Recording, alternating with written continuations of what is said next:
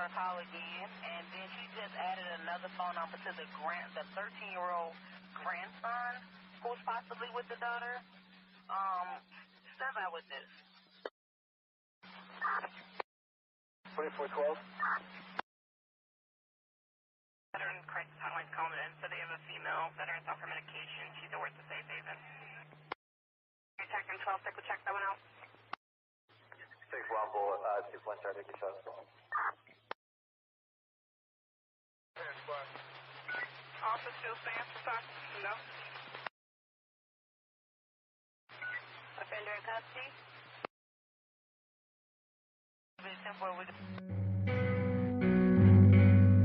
Anyone else close by just to resolve on the now?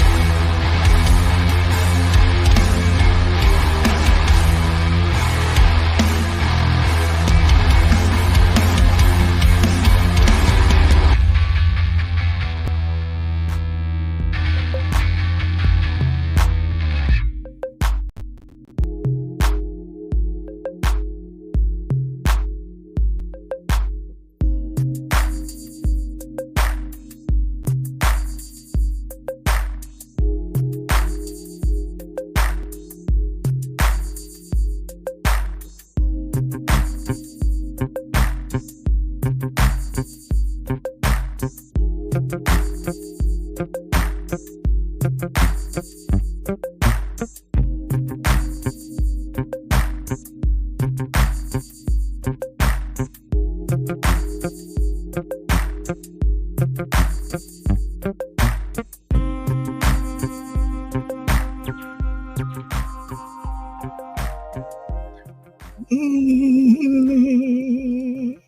the saxophone. You know, thank you everybody for hopping in. I was not going to do a live tonight. You all know that if you're part of the Discord group. Hopefully you can hear me okay.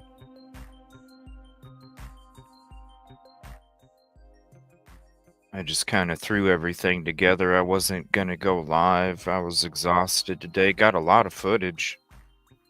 It just took 2 hours longer than what I expected, so. But, and a couple close calls, too.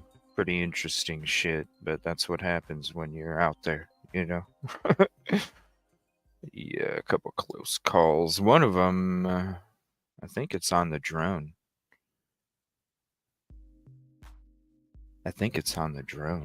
Where who knows? No, maybe it might have been my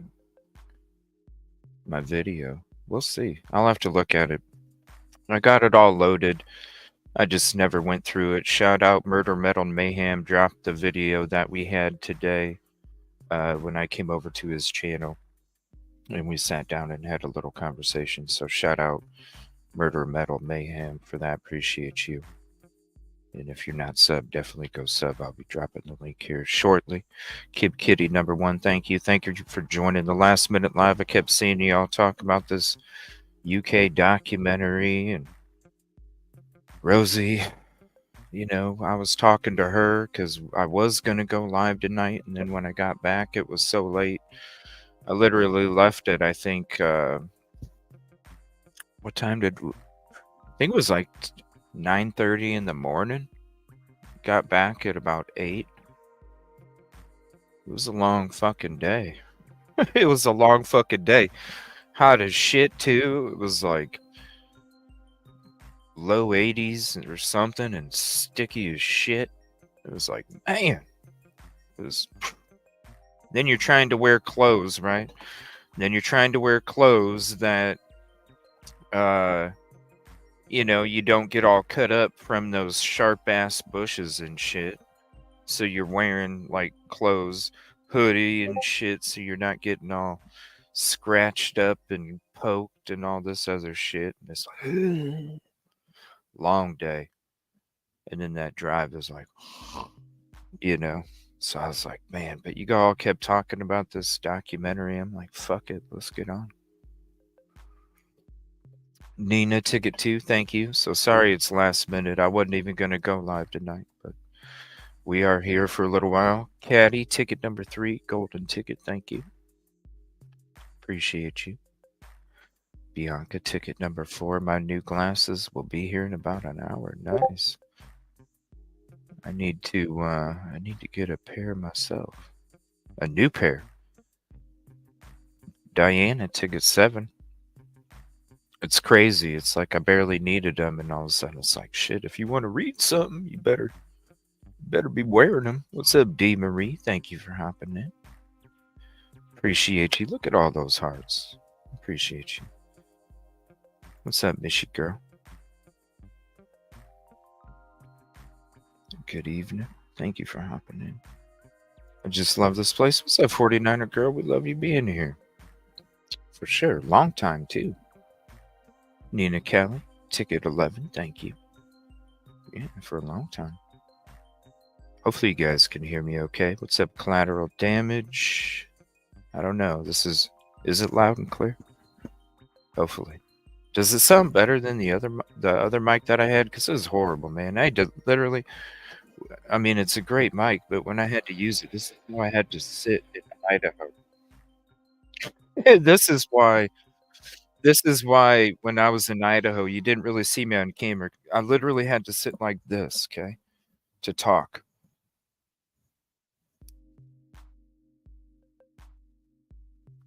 I just sit like this. That's how I had to sit. So I was like, yeah, we need to figure out something different here. What's up, Gary? Thank you. Ticket 17. What's up, Mitt? Thank you for the beautiful, kind words out there. Oh, you can hear the boom boom in the background. What's up, Starla? I didn't know about tonight. I was like, shit, I don't know if it's going to rain or not. So, and it's still a little too chilly at nighttime, so maybe later on, later this year. What's up, Lisa? Does anyone know what it means? Never heard of that one. Never heard of that one. Never heard. What's up, Mary? Ticket 18. Thank you. Appreciate you. Thank you for hopping in. Dandy Patch 18 as well. You're connected at the Soul tonight. So we're going to be Rosee, True Crime Overtime with Rosee is going to be joining us here in a little bit. If you're not part of the Discord group and you are on Discord, you'll get all the latest notifications and updates from the show. Background community chat, doc info drops, stuff like that, The UK documentary I couldn't find. Well, I'm looking at it right now. I think I'm already subscribed. I don't know. We'll see. I mean, it says 58 minutes. So I think it is. I'm pretty sure. I don't know. I just saw everybody in the Discord chat talking about it, so I was like, shit. I suppose we should just hang out for a little bit tonight then. But here's the link to it. If you want to save it for your playlist. So let me share this real quick too. This is the episode. Went and hung out with Murder Metal Mayhem. So if you're not subscribed, here's the link to his channel. Definitely go check it out. Yeah, we sat back for about an hour. We talked for a little bit before the show. Sat back for a little over an hour. Covered a lot of different topics too. A lot of different topics. Murder Metal Mayhem. And then here's the link to the video of our conversation. And I wanted to just say thank you to him again for his company and his time. I appreciate it. I really do. So there's the link to the video if you want to go check it out.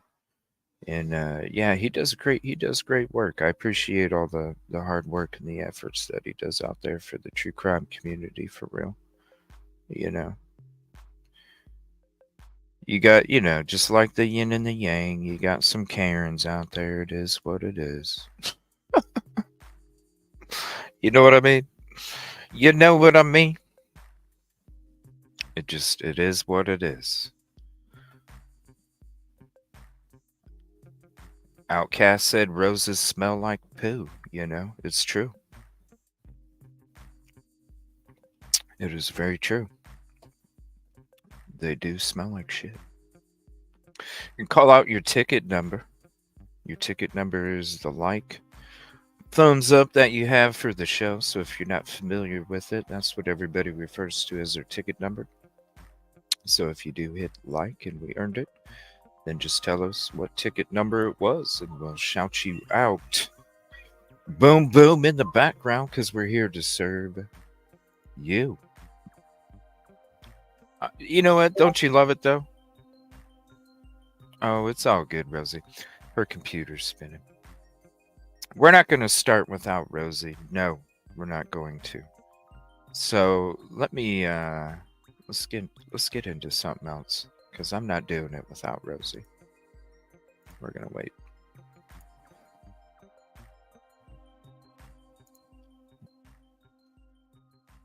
Let's see here. We could go through some of my footage. Let me see here. Oh, Law offices of Andrew D. Myers had a great video out earlier today too.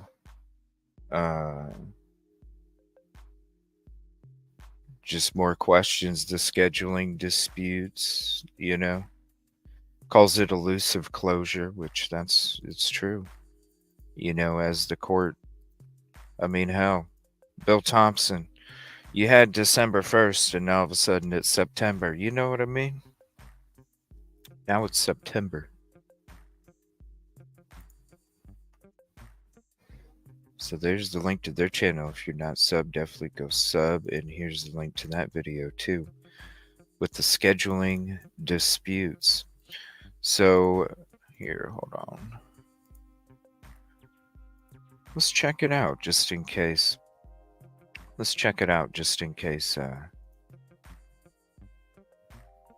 Rosee might be a minute. Hold on, let me look at something else here. Ooh, hold on. I need to go to the info drop here. We need to go to the info drop folder. Sigma, okay, hold on. Huntsman Cancer Institute here in Utah and Sigma Chi. What is this? 100 years of Sigma Chi?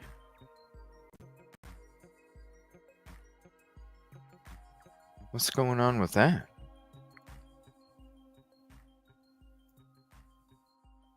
What's up, Nina? Oh, appreciate that. Sigma Chi, 100 years. Man, when we went into it, gosh, what? Hold on. Let's go look at my channel and see when we did do those shows. Cause I thought it was a members only, I believe.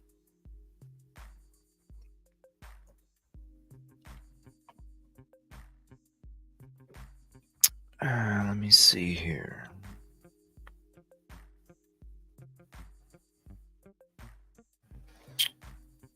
That's apartment fire during the episode of Stephen Smith. Oh, there it is. There's that. I was gonna say, man, that was right before we were gonna head out, and then the fire happened, and then everything was just like, yeah, okay. Let's see, Sigma Chi. When did we do these?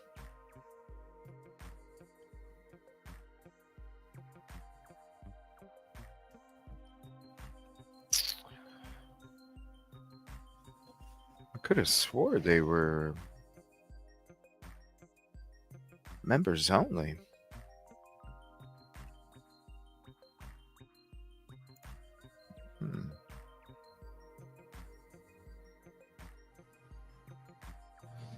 Gosh, when did we do those? Because I kind of want to play the beginning of it.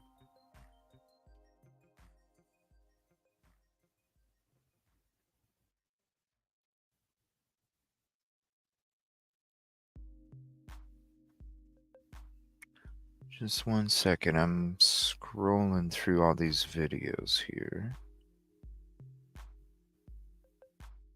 Because it had its own... Are they fucking gone? No way. Whoa. Hold on a minute. Are they fucking gone?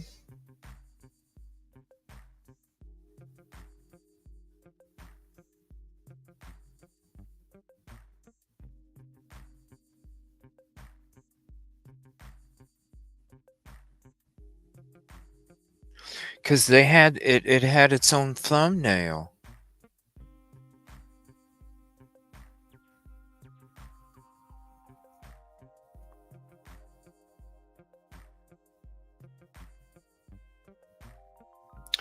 It had its own thumbnail. Where in the here it is. Part 1.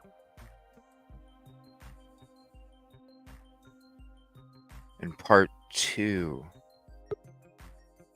Hold on. I'm going to save those real quick. What's up, SM? Oh, hold on 1 second. Contribution call out. My bad. I'm sitting here scrolling through old fucking videos here. Contribution call out Nina Kelly for the 5 gifted. Shouted you out last night. I don't know why it didn't work. It is tonight. Mary, Nina, Dandy, Patch, Nick, and Nick all were gifted memberships. Appreciate that. Thank you, Nina Kelly. Appreciate you. We'll have to have you come up sometime. What's up, FA? How you doing tonight? Oh shit, hold on. What's up, Rosee? Hey. What's up? What's up? Hey, how are you? Oh, I'm doing okay. I'm exhausted as shit, and I'm doing it last minute, but fuck it. It's Saturday night. Might as well hang out for a little bit and check out this new documentary. Now, have you watched it? No, You have not? I saw a summary, but I haven't actually watched it yet. Okay, what was the summary? And if anybody has watched it in chat, let us know what your summary is too. What's your summary? It was a harsh reality style summary. It was a good summary. Made me a little scared to watch it, but yeah, we'll see. Why? What happened? I don't know. I don't know if people depict us the best, when it comes to people who do actually try and make a career. Yeah. They never But what is the difference? I mean, if you think about police officers earn a living, right? Criminologists, lawyers. Right. I mean, really it is because, like anybody in my personal life knows, like I literally work until I sleep and then I wake up and I'm working until I sleep again. This is my occupation. There's a reason that I'm here. It's because people, it's just like watching Banfield on News Nation. You know what I'm saying? It's the same thing. But we just bring a different approach and a different perspective on the things that were being shown. So, it really is work. You're doing the same thing as a reporter. I do get that we can be more controversial. But I think that's because people are looking for, either they're looking for news or they're looking for maybe like a personality that they actually want to hear about the news from, and that's not the same thing, really. So yeah, it's just, it's like I was telling Murder Metal Mayhem, they're mad because people are watching Charmin commercials on our shows and not their channel. And so therefore, that's why excuse me. That's why they depict us a certain way. Now, it's easy. You got to think about this too when it comes to these people making these documentaries too, right? What sells drama, right? What creates drama? People, they're not looking for people to come to these videos and have wonderful things to say, because that's not clickable. That's not fueled. It's just like why there's more negativity than positivity on this planet. It's why peace is so valued, is because it's always the other way around. And so that's what sells for them. So they want those negative comments. That's why they put us a certain way. Plus, when it comes to organizations like the news, or maybe organizations that are owned by the same company that those news organizations are owned by, they're going to paint us in a different light because it's what sells: drama. You don't watch reality TV show to watch a fairy tale. It's always a train wreck. That's what people tune in for. I know. Now, some people is, I mean, I don't know, if it was just depicted in a different way and it was like, the the work was put in to make it informative, then I feel like it could be different. We could work I don't together. even. Like, Yeah, I don't even industry think. leader. I don't know if they would ever do that. Honestly, Yeah. I don't know if they would. If we do make any documentary, we should make a documentary about the mainstream media and all the bullshit that they've said about Do them. that. For real. Like, we should have a clip fest where all the bullshit is just boom, boom, boom, and you're putting Banfield, and you're putting Coffin Daffer, and you're putting fucking all these people, Cuomo. Excuse me. This fucking pollen is crazy here. You're putting all of these people like, yo, you're the one that said there's a club. You're the one that said there's IDs. You're the one that said he broke into some girl's house. You know, like, you're the one saying all this stuff. There's bullshit out there. When it comes to some of the people that do make shit, you know, of course, yin and the yang, but Always will be. why Yeah. aren't they going after those, you know? Mary, that would be such a long video, right? But I'm serious. Like, the Paramount documentary, I found of no value whatsoever. But other than the fact of it putting not all of the creators that were on there, but most of them, they were just, it's a bunch of bullshit and a bunch of flappy. That's all I got from it, for real. I didn't get much value from it. No, You I know, know. I didn't. It was people. I don't know. I'm just gonna keep my private thoughts to myself on that one, because there was some of the ones that were profiled the most. I love Olivia, but other than that, some of the ones that were profiled the most, it was like, Yeah. and I'm sure some of them are probably going to be on this one. I don't know. I haven't watched it. We're I going to think watch so. it. I believe so. Well, so it didn't. So this is what was interesting about the Paramount documentary. They didn't narrate. Okay, there was no narration. It was just people talking to the camera. You didn't hear the questions that were being asked. You didn't hear a narration behind a story or a timeline or an event, which I thought was a bunch of bullshit. Give me a narration at least. Does anybody know? Is there a narration in this one? Are we going to have some narration? Is that where they are talking negatively about content creators? Or, aw, we appreciate you. Jackie, ticket 28.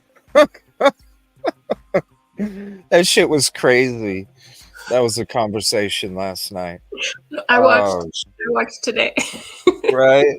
Wasn't that shit? Sometimes we just, hey, that's how it goes.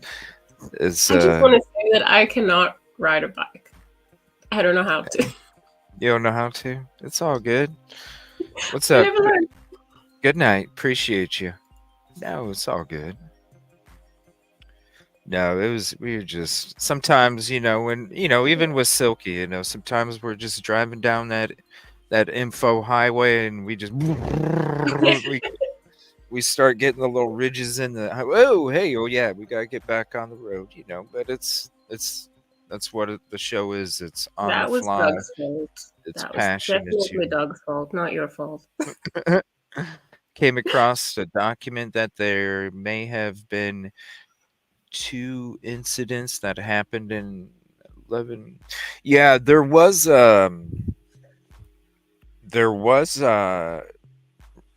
when MPD showed up at 11:12, there was a report on by that area of a possible drug dealer, and then they talked to the individual, and of course no report. Like, you approach somebody for dealing rugs, and freaking no report. What? No report. Now, when it comes to around that time, See, there was something we were going through. That's why we were there a while back. We started looking into the old archives of, I think it was, yeah, send it to me if you have it. I didn't think it was a homicide. I thought it was something with a knife. Somebody was threatening somebody with a knife, I think. Oh, that was on campus on a walkway. And No, they said, not Paradise, not oh, Paradise Path, okay, because so another thing. that was before the crime. Oh, okay. That Wow. that was a month and a half before the crime took place on Paradise Path there. I think a month before. No, this is that same night, Oh, wow. that Okay. same morning, there was something I could have swore. I'm trying to remember. I could have swore it had something to do with somebody threatening it with a knife or something like that. She does some interviews with locals in Moscow, so it's one-on-one talking. Oh, good. Nice. Is she from there? Is she from there? Because She's I'm from surprised Britain. whoever did the documentary, I mean, she can't. She's from the UK. I'm surprised people from Moscow were like, yeah, I'll be on camera. Shit. Or even audio. You know what I'm saying? I don't know. Who knows? Maybe the people that would talk to her is the people that I just didn't really care to run into because, they're the ones with big flags in their trucks and shit. For real, threatening YouTubers. Yeah. Delightful. It's a small area. People, just like where I went today, right? I went to the Stephen Smith location to get some new footage. I was standing there getting footage of the spot that his vehicle was left at. Okay. And I'm on the side of the road and I'm recording. And I can't remember if it was with my drone or my camera. But right before this big ass beefy truck came next to me, because literally, I mean, there's no room on that freaking road. This beefy truck came like right before it got to me, started honking his fucking horn, and then as it kept driving and then going around the corner, like right before it got to me, it went ba ba ba ba ba ba ba ba ba ba ba ba ba ba ba, and then as it got a little bit away and started turning the corner, then it just it just laid on the horn like like that, and I'm like, fuck, man. Like, is it gonna be a group of dudes turning around? Like, oh fuck, because there's only one reason you would be there, to cover the case, because like literally it's such a small area that everybody knows you're not from there. And just like Idaho, it's the same thing. Everybody knows you're not from there, and they know, like, if you're not, they know like instantly. And it was crazy because after that I went down to where Stephen Smith, his body was found on the highway, and as I was getting footage of the cross in the spot on the highway where his body was found, this like yellow black racing stripe beefed up truck kept driving by, right?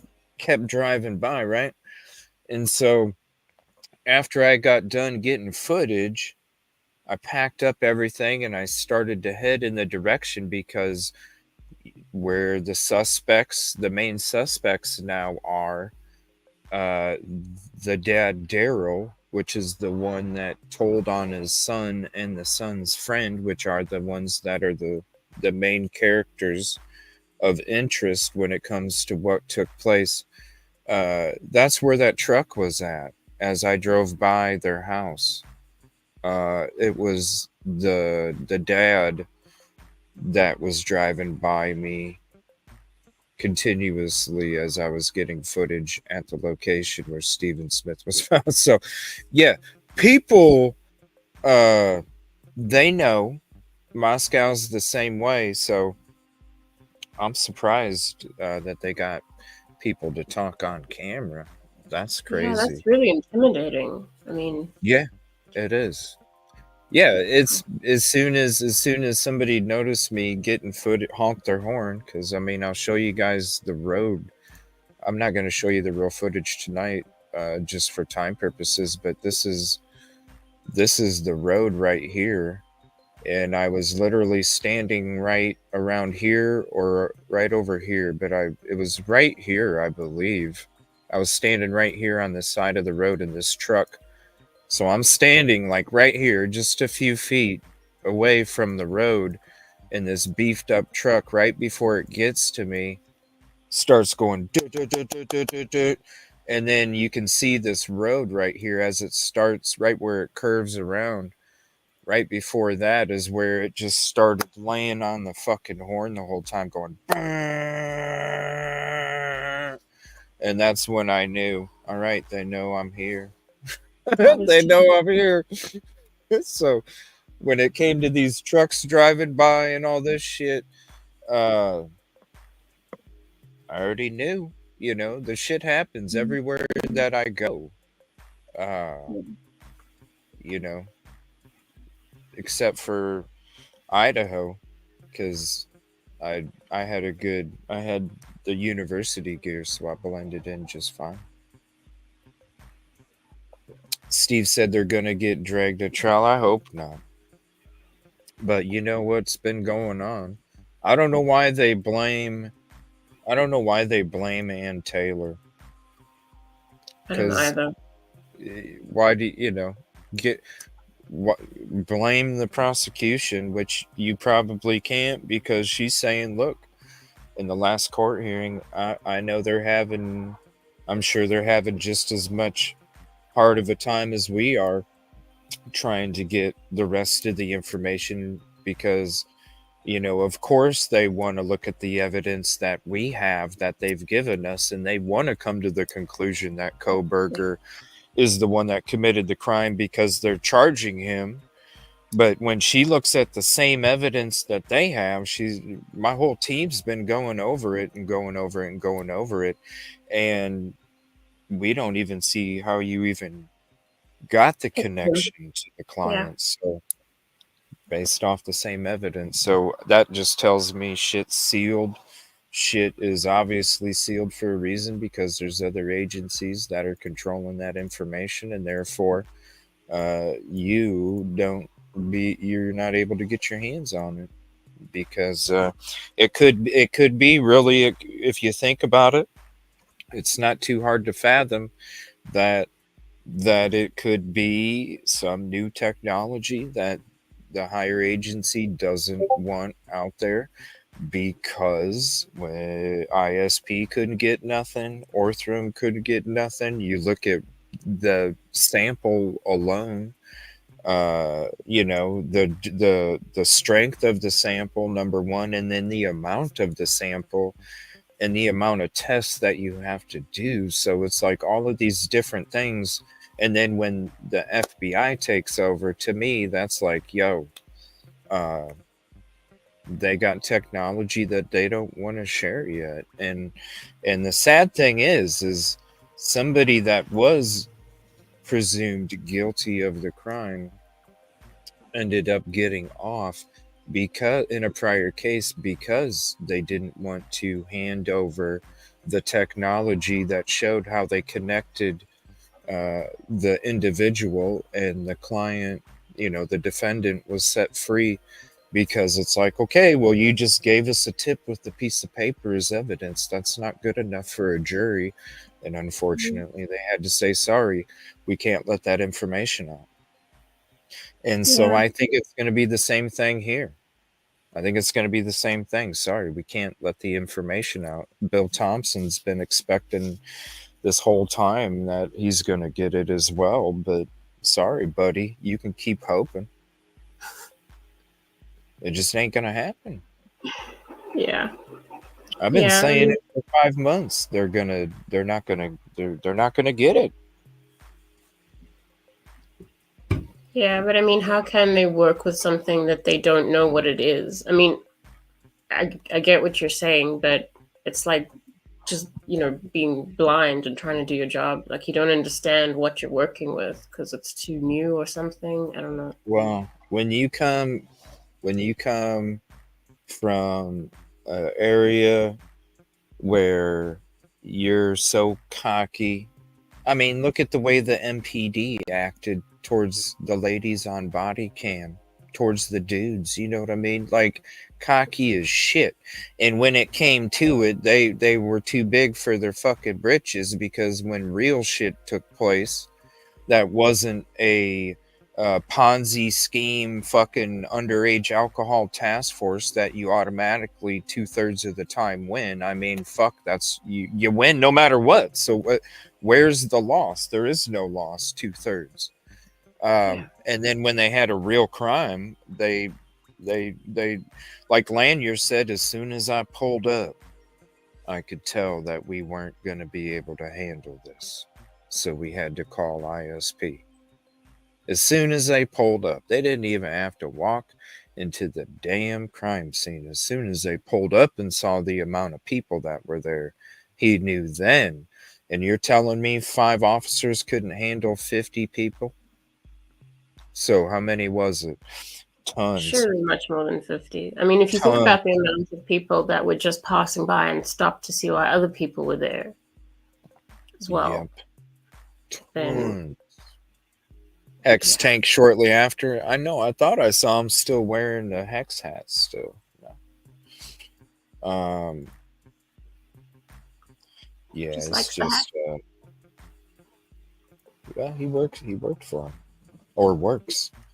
All right, this is UK Documentary 6. Let's go ahead and hit the like button, and I'm going to share the channel. Here's what the channel looks like, so you could make sure you sub the right one, and definitely go sub to True Crime Overtime with Rosee here. If you're not as well, there's her link also. So we're going to check this out, and for fair use and commentary, we are going to pause it from time to time in chat here and there as we check this out. So like we'll go through like 10 minutes or 15 and pause it. If not, something's crazy, we're going to talk about it. Screw it. Do you have a time limit tonight, Rosee? No, it's already tomorrow for me. All right. Well, we're going to check it out. Here we go. And again, here's the link to this video. Definitely go show some love on it. Only 136 subs. What the hell's up with that? That's crazy. Nobody's subbing it. They're just watching it. What's up? It'll grow, I hope. The word hex itself sounds demonic. It does it not, Tiffany? It does. All right, here we go. This is the Idaho murders trial by TikTok. Why is it always TikTok, though? You know? Like, seriously, I don't get it. Are you a TikToker, Rosee? I'm not. No, I don't have that shit downloaded at all. I don't even know what it looks like. I don't need them motherfuckers accessing my camera or my microphone. But it's always about TikTok. Is that because it's so easy to get views on TikTok or something? Maybe. Why is it always about these TikTok people, man? We talk about YouTube for real. It's always here, yeah. Oh, maybe because they're the ones that just flap the gums and just let it yum, yum, yum, yum, yum, yum. They just talk. Probably because they don't want to show nobody on, they don't want to show nobody on here because then their people that they're trying to reach for the shit comments, they're going to be like, wait a minute, that person sounded pretty reasonable. I don't know. Yeah, they don't want that. Won't use. I'd rather not. Yeah. Forget that. No. Forget that. All right, hold on. Let's go. Check this out here. See what it says. This hour, we are tracking breaking news. Just a moment ago, Moscow police confirmed 4 people were found dead in a home just steps away from the University of Idaho campus. If this was a true crime podcast, here is where I'd start. I'd tell you that this is a story which all began in a college town of Moscow, Idaho, USA. This right here is where officers found 4 bodies yesterday. They were all University of Idaho students. A crime that within days became the biggest story on the internet, with 2 billion hits on TikTok. This is big news, guys. This is big. I'm gassed. I literally panicked. Reaching the farthest corners. See what I'm saying? I live in Australia, and somehow this case. I'm panicked. I'm panicked. Like this is what it is. Yeah, that's why they're showing this shit. Yes, it's easy to make targets out of these people. Made its way onto my For You page. Not us. Not us. Oh, there's some YouTube. Millions of people logged on and tried to solve the crime, and I was hooked. We are talking about the armchair detectives. Their voices are louder than ever. My theory is that this was a jealousy killing. Was he watching them on social media? Was he the stalker? But how much of what I saw online was really true? This is just my theory about what has happened. That is my speculation. I want to know y'all's theories down below. This case is important, and maybe together we can solve it. Boom. Boom. The Idaho murders. What TikTok? If I hear one more thing about that damn prayer garden. Oh, scream, Tiffany. Just do it. Just get it over with, Tiffany. Just get it over with. Just do it. You know it's coming. You know. I can see University of Idaho signs everywhere. There's another vandal sign. Yeah. Duh. Sign. Did I really need to take you guys out and show you all the fucking university shit? I mean, I done drove the PCA route. You can see it all over the place. Come on. I mean, duh. Come on. It's their money maker. It's their money maker. Their money maker is the frats and sororities through donations, and they get donations from the community. Don't you think they want that in? Of course they're gonna have shit. Maybe it's because she's from across the pond. I don't know. I was thinking that, like, if I went there, I would also be excited about everything. I'd be like, would you? Yeah. I mean, to me, it's I don't know. Maybe because I'm from look, Akron. You see Akron Zips shit all over the place. You see Kent State Golden Flashes stuff all over the place. Like, to me, it was nothing new because you were always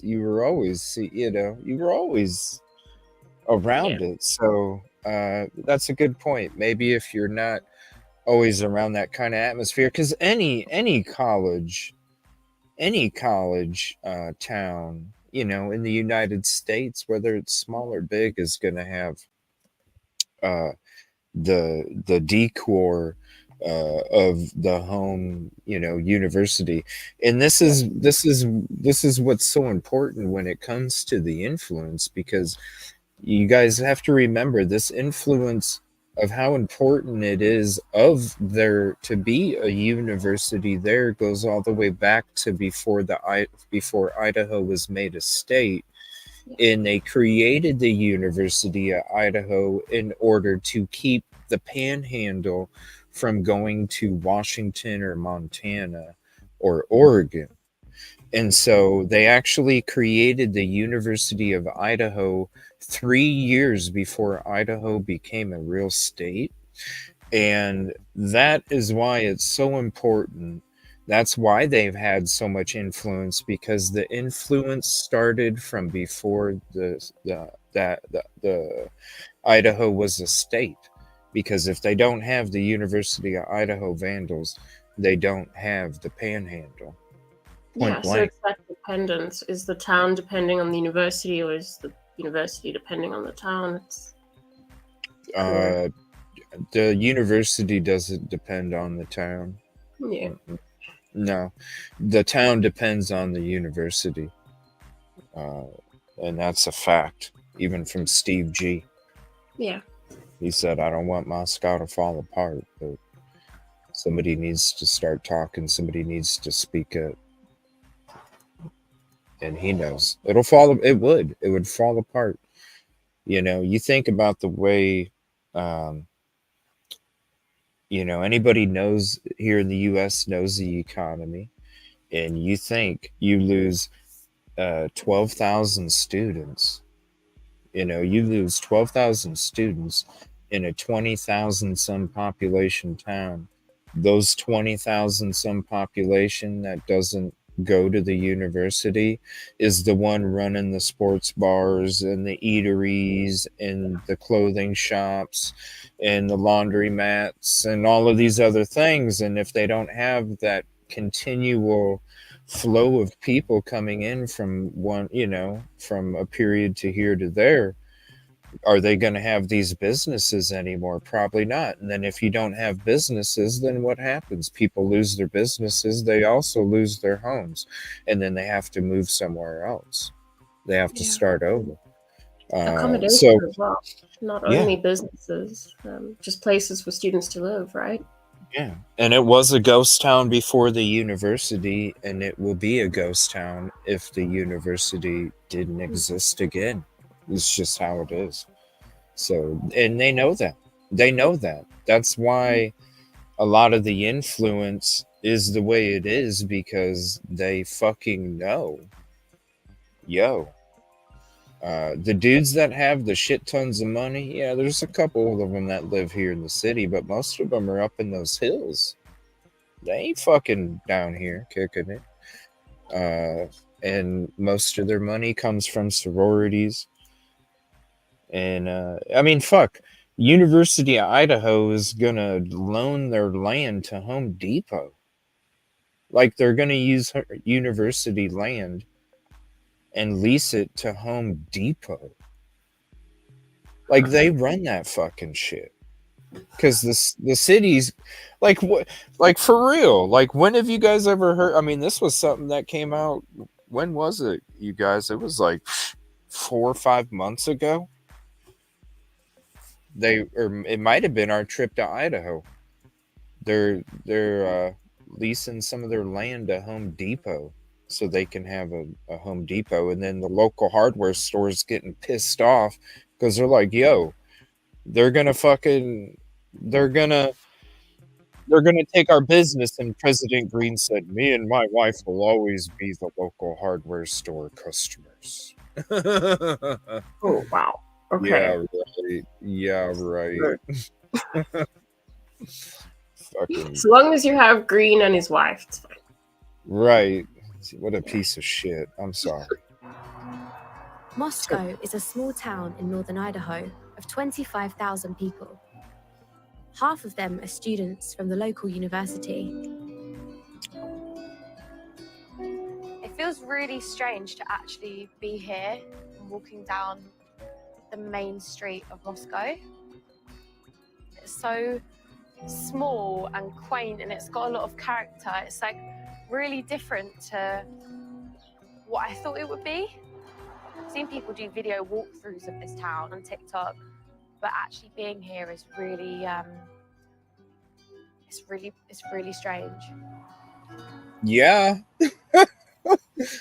Go to the parking lot. Since I first heard about the brutal murders That's strange. of 4 college students: Ethan Chapin, Xana Knodel, Kaylee Gonzalez, and Madison Mogan. I followed every detail of their story online.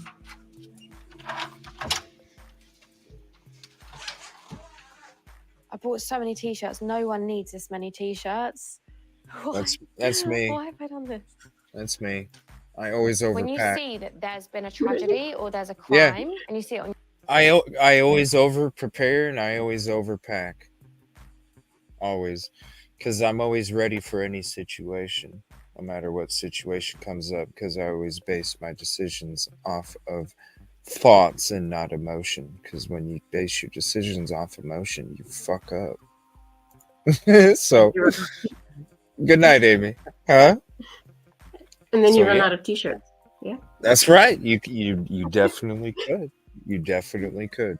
Definitely. Always pack 2 more than you think you need. You're good. on your social media, you want to work it out, you want to understand it. 2 more. Like, I feel like we all have this weird thing ingrained in us where we want to know what happened and why, and we want to know right now.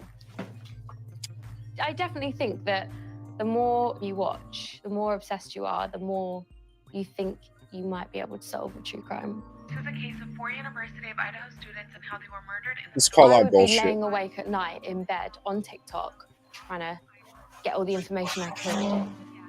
I remember I'd watched this piece of CCTV footage so many times that my boyfriend was next to me in bed and he was like, "Why have you watched that like 20 times?" I was, "You need to put the phone down. Like, it's like 1 a.m. But I was so obsessed with it.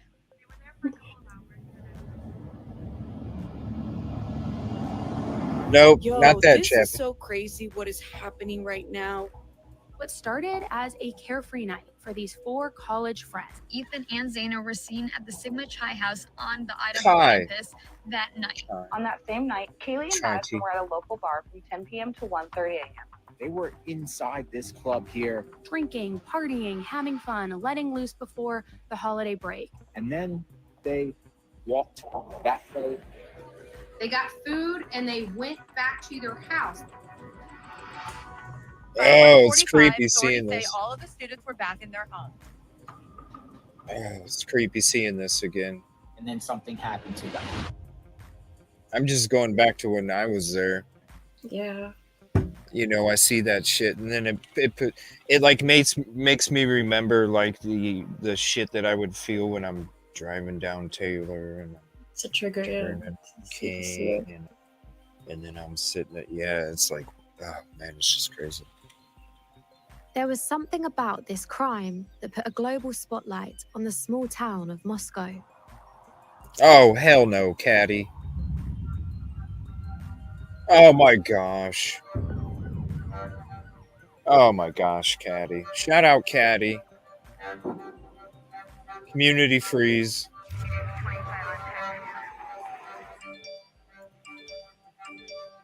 Sunday, November 13th, 1:04 p.m. Moscow PD investigating a homicide on King Road near campus. Suspect is not known at this time. Stay away from the area and shelter in place. Obviously, the first initial response is, that is right next to me. This is Tony.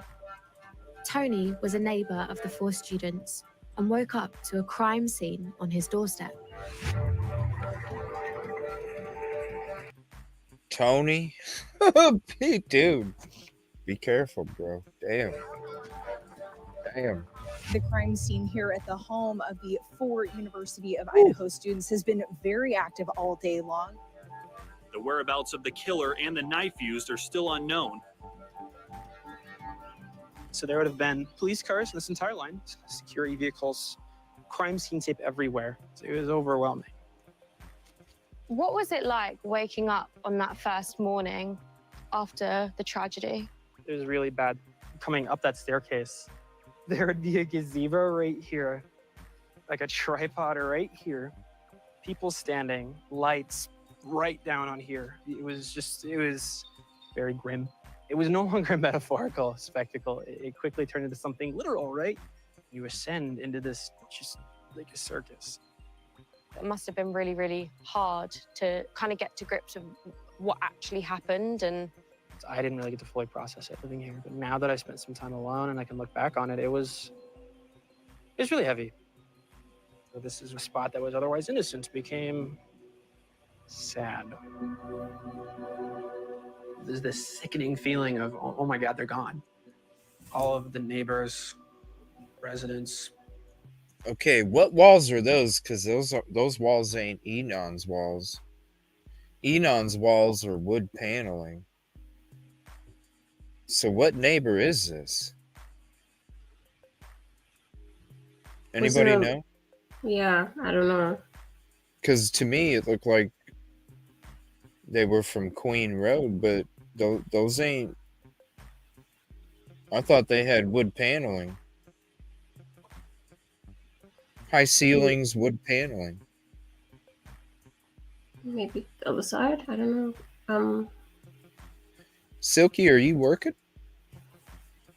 If you're not working, let me know. Hold on. Because he's walking down. So he's right in front of Queen Road. So there would have been police cars in this entire line. See what I'm saying? You see the dumpster, right? You see the dumpster. So he's walking down the road that leads you to the parking lot. There's the dumpster at the top, you know, where you would turn left to go around, to go down Queen Road to then turn right onto King. So there's that dumpster. I always say when I'm leaving in my footage, I always say, look at how close I am to that fucking dumpster. There ain't no way in hell I'm coming out here at a high rate of speed because I'm going to hit the fucking dumpster or the bush next to it. Now, and it definitely looks like they might have moved the dumpster a little bit back too. But he's walking, you know, you see the staircase. That's to me, it's supposed to be like a Queen Road staircase coming off from the side, like you're coming from Queen Road. Where's that staircase? Let me see. Response is, that is right next to me. This is Tony. Tony was a neighbor of the 4 students and woke up to a crime scene on his doorstep. And she'll see these steps.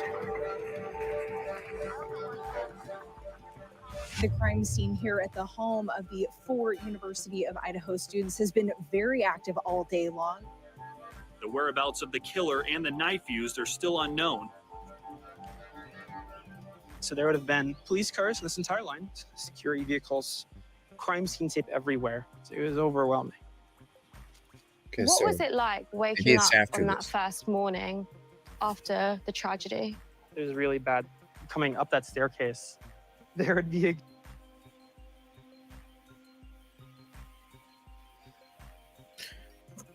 Up the staircase? Okay. Is it, wait, those are the stairs. Those are the stairs from the apartment building on Taylor. So he lives at the Taylor Avenue apartments. So he lives at those apartments on Taylor Avenue. So he must be one of the apartments where he looks out his window and notices all of that stuff. Okay. I thought this was a staircase going down to the road, but that's not. That's a staircase coming up from the apartment building. Okay. Gazebo right here, like a tripod right here, people standing, lights right down on here. It was yeah, the Taylor Avenue apartments, where there's that walkway, you know, where those guys in the Banfield camera are walking by. You know what I'm saying? Here. Let me show.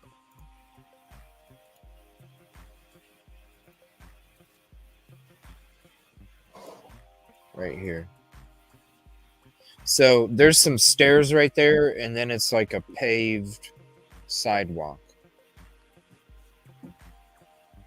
that goes into the parking lot. Okay.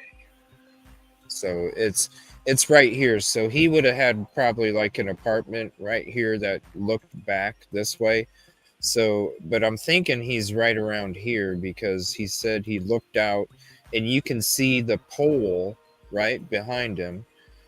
And so I think he's coming from here saying, yeah, he looked out and he saw that's where there was a camera, lights, and all sorts of other stuff, I think. Let me see. Let's go back to it. I don't know. I've never seen this guy before. I'm surprised. I don't know. It's weird. Because when you got to think about it, right? When any of these students have came out and talked, or even anonymous, they get threatened like a motherfucker. I'm surprised. Yeah. That's why I'm saying I'm surprised. I'm surprised dudes talking. Maybe he's graduating soon. I don't know. It makes you wonder what's the angle. If you are willing to talk, what's the angle? Because if you're willing to talk on camera, real voice, not behind a voice changer to say how you feel, right? I mean, I talk to them. You know what I'm saying? Nobody wants to say anything. So to me, it's like, knowing what I know with who I talk to, and it's kind of like, and then you see everything that, in front of your own eyes with these other people on YouTube when they're talking, even if they're anonymous, shit gets hectic. Yeah.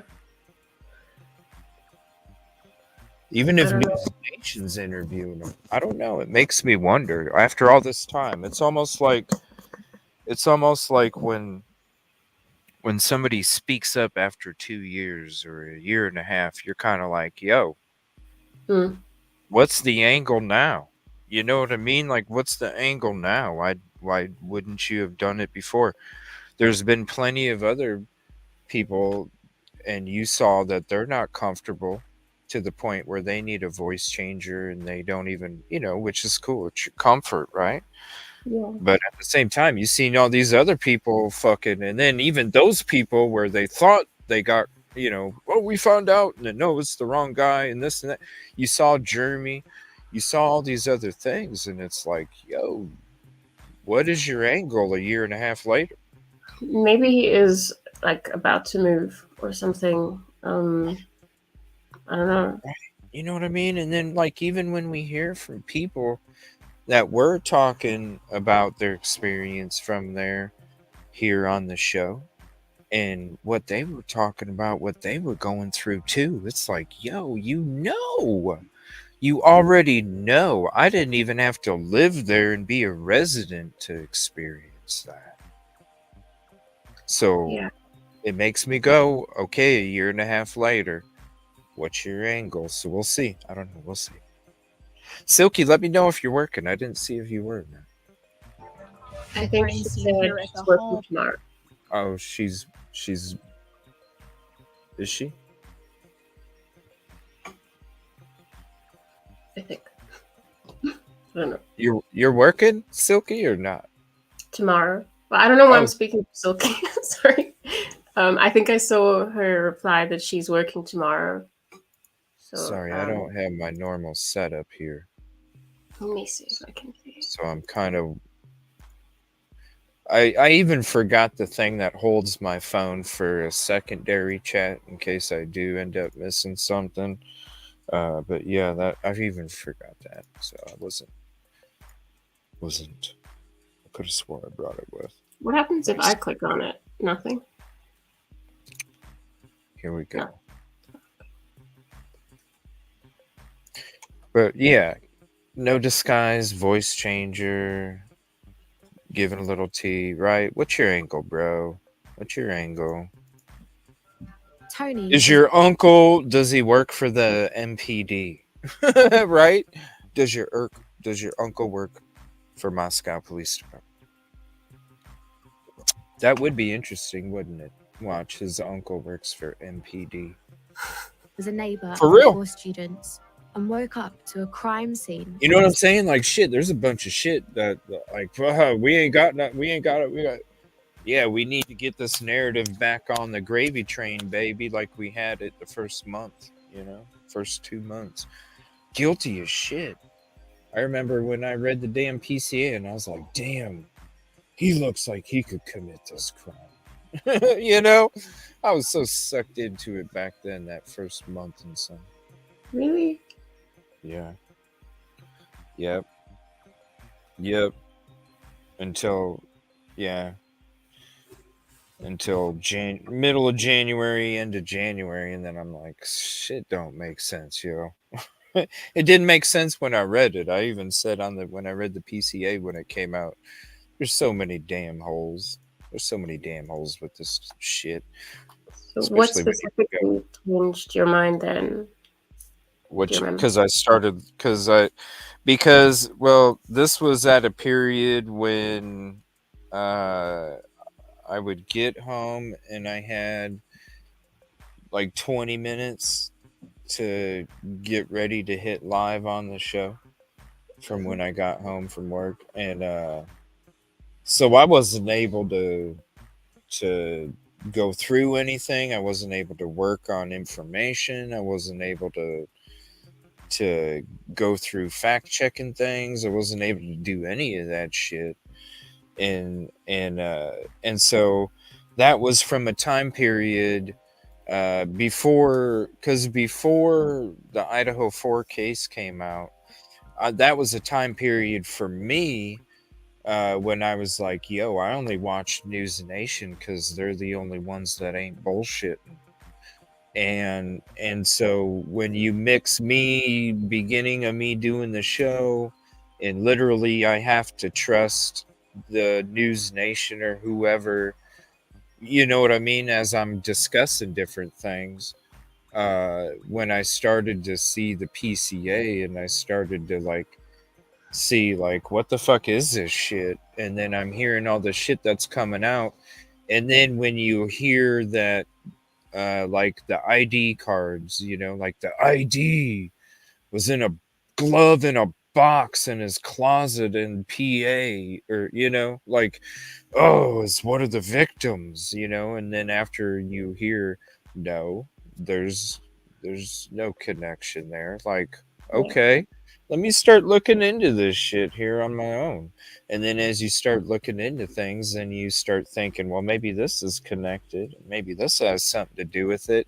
And then you have a collective mind with the community, and you're all coming up with different thoughts, and it's like, yo, you take all these different puzzle pieces that everybody's coming together, and some of them don't fit, but a lot of them do, and you make your own collage, based off of the community and your thoughts, and it's like, yo, this stuff makes more sense than that stuff. Yeah. Especially if somebody else is in that position, and it could be you. Of course, yeah. Questions need questioned. You can't just go along with the flow, because then we never would have the wheel. It would just be a square. Cheryl, ticket 56, it's true. Somebody said, hey, why don't we knock them corners off? They said, are you fucking stupid? Are you dumb? And he's like, yo, I don't know. I'm just coming up. It's just a question. I don't know. And and then all of a sudden somebody's like, man, that was a good idea. Let's try it. Yeah. Hey, let's not do it in front of the boss. Let's do it. Let's do it in the back. And then, hey, boss, look what we can. Holy shit, guys! Right. Yeah. And then we had cars and all sorts of other stuff. It's interesting how life works. Because there was somebody that said maybe we should knock. That's fucking stupid. That conversation took place first before anybody said yeah. Before anybody's like, maybe we should knock the corners off that. And oh my gosh, I was deep diving. Right. Someone commented that. Oh my gosh, yes. Give me a break. G?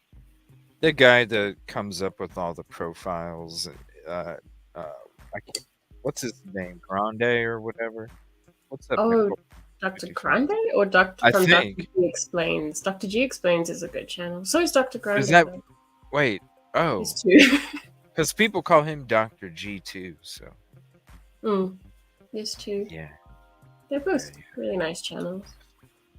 Yeah, that's crazy. That's like the TikTok person. You know, that's like the TikTok lady that was blaming the lady professor for being part of the crime, right? Oh, no. And yeah. And then the crazy thing is somebody on YouTube actually fucking had her as a guest, the TikToker, to explain her side. It's like, yo, what the fuck are you doing? Why are you giving this person more airtime when they already did enough damage to somebody's life and career, man? That was a professor at the university, and you're straight up making a shit ton of videos about how this person's involved 100%. It's like, yo, what do you need to explain? What's your side? What's your side? Oh, because the crystal ball told you? Get the fuck out of here. That's defamation. That's somebody's livelihood that you're messing with. And when people Safety don't as have well. anything to lose, you know what I'm saying? Shit gets crazy. Yeah. It does. That lady was fucking fuck yeah. Fuck yeah, she was. And then somebody had her on as a guest. I'm like, whoa, okay. Okay. Damn. All right, here we go. Let's see what this guy's angle is. I don't know. What's his name? Elliot? I didn't No. catch his. That's the other one. The insane No, one. I know. I was making a joke. Hold on. Let's see here. Hold on 1 second. Watch it be Elliot too. No. Watch.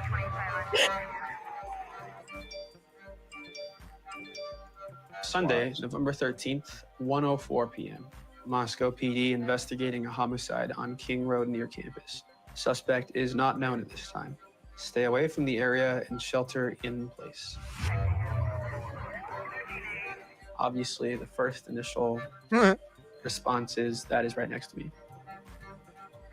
They didn't show the dirty glove.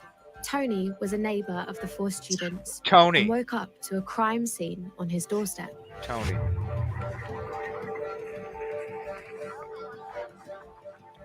The crime scene here at the home of the 4 University of Idaho students has been very active all day long.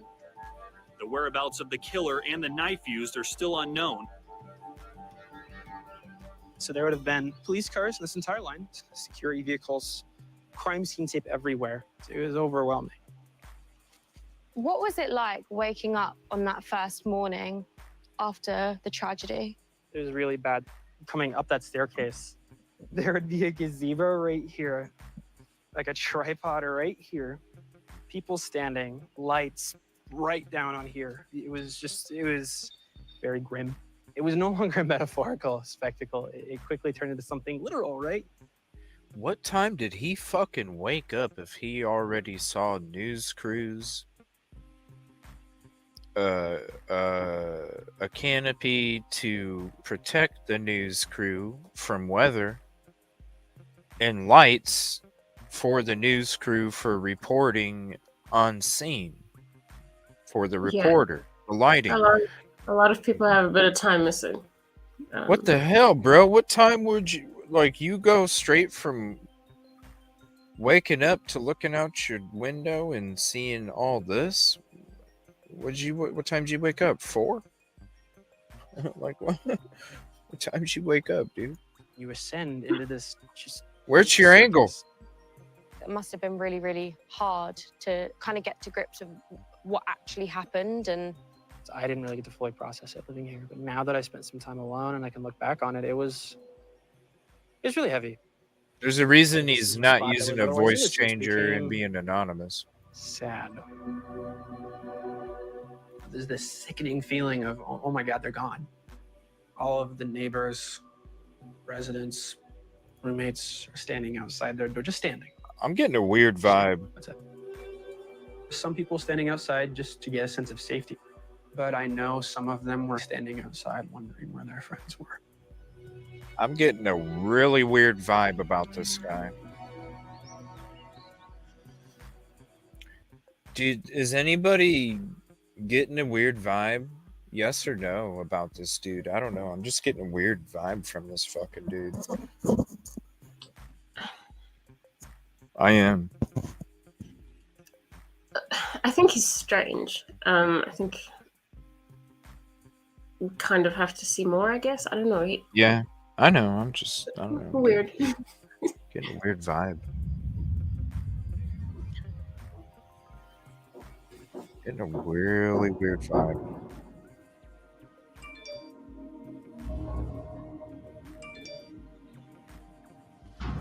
Almost immediately, local speculation as to what happened made its way online. And it wasn't long before the true crime community got involved, and I was hooked. Hello and welcome to True Crime Rocket Science. Evening, ladies and gentlemen, and welcome to Crime Circus. This is 10 to I like 9. seeing We're going to be talking about this There we go. odd, tragic story. There's some Everybody's talking about it YouTubers. on every darn news source right now. Every what? Dirt?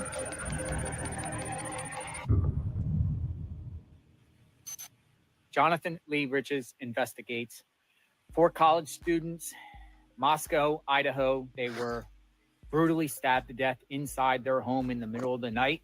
When Jonathan Lee Riches started covering this tragedy, he had only a few thousand followers on his YouTube channel. He now has over 100,000. I'm out here covering this case.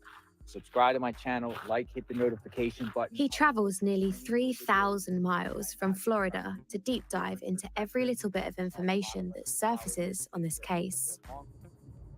He's agreed for me to follow him as he creates content for his channel, JLR Investigates.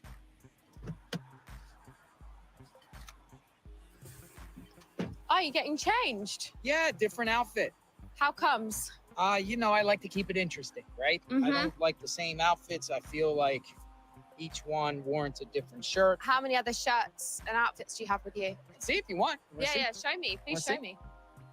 Got BAM, Press, JLR Investigates. Oh, wow. Media. Lots of branding. Lots of brand names, and then got multiple shirts. I've been wearing a lot of these for the last day. Like if I'm doing a report out in the swamp, Florida swamp or the woods, I'll throw on a pair of like outdoors. Yeah, to kind of fit the theme of where I'm at. Okay, if y'all want to know, like I wear the same color. Like if I'm like right now, I'm wearing my hoodie. I have the same color of sweatpants as my shirt. All right, like that's. Hey, I'm not wearing fucking alligator camo shit with the red. All right. Thank you for letting us know.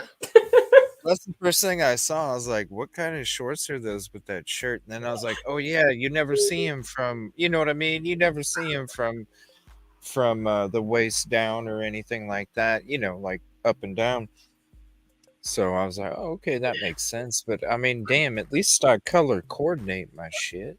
You know, sometimes I have the same color pants as I do my hoodie. Sometimes my pants match my shirt. It's whatever the fuck I feel. But at least I match. At least I match. Well. Yeah, no. She seems like she really wants to know this.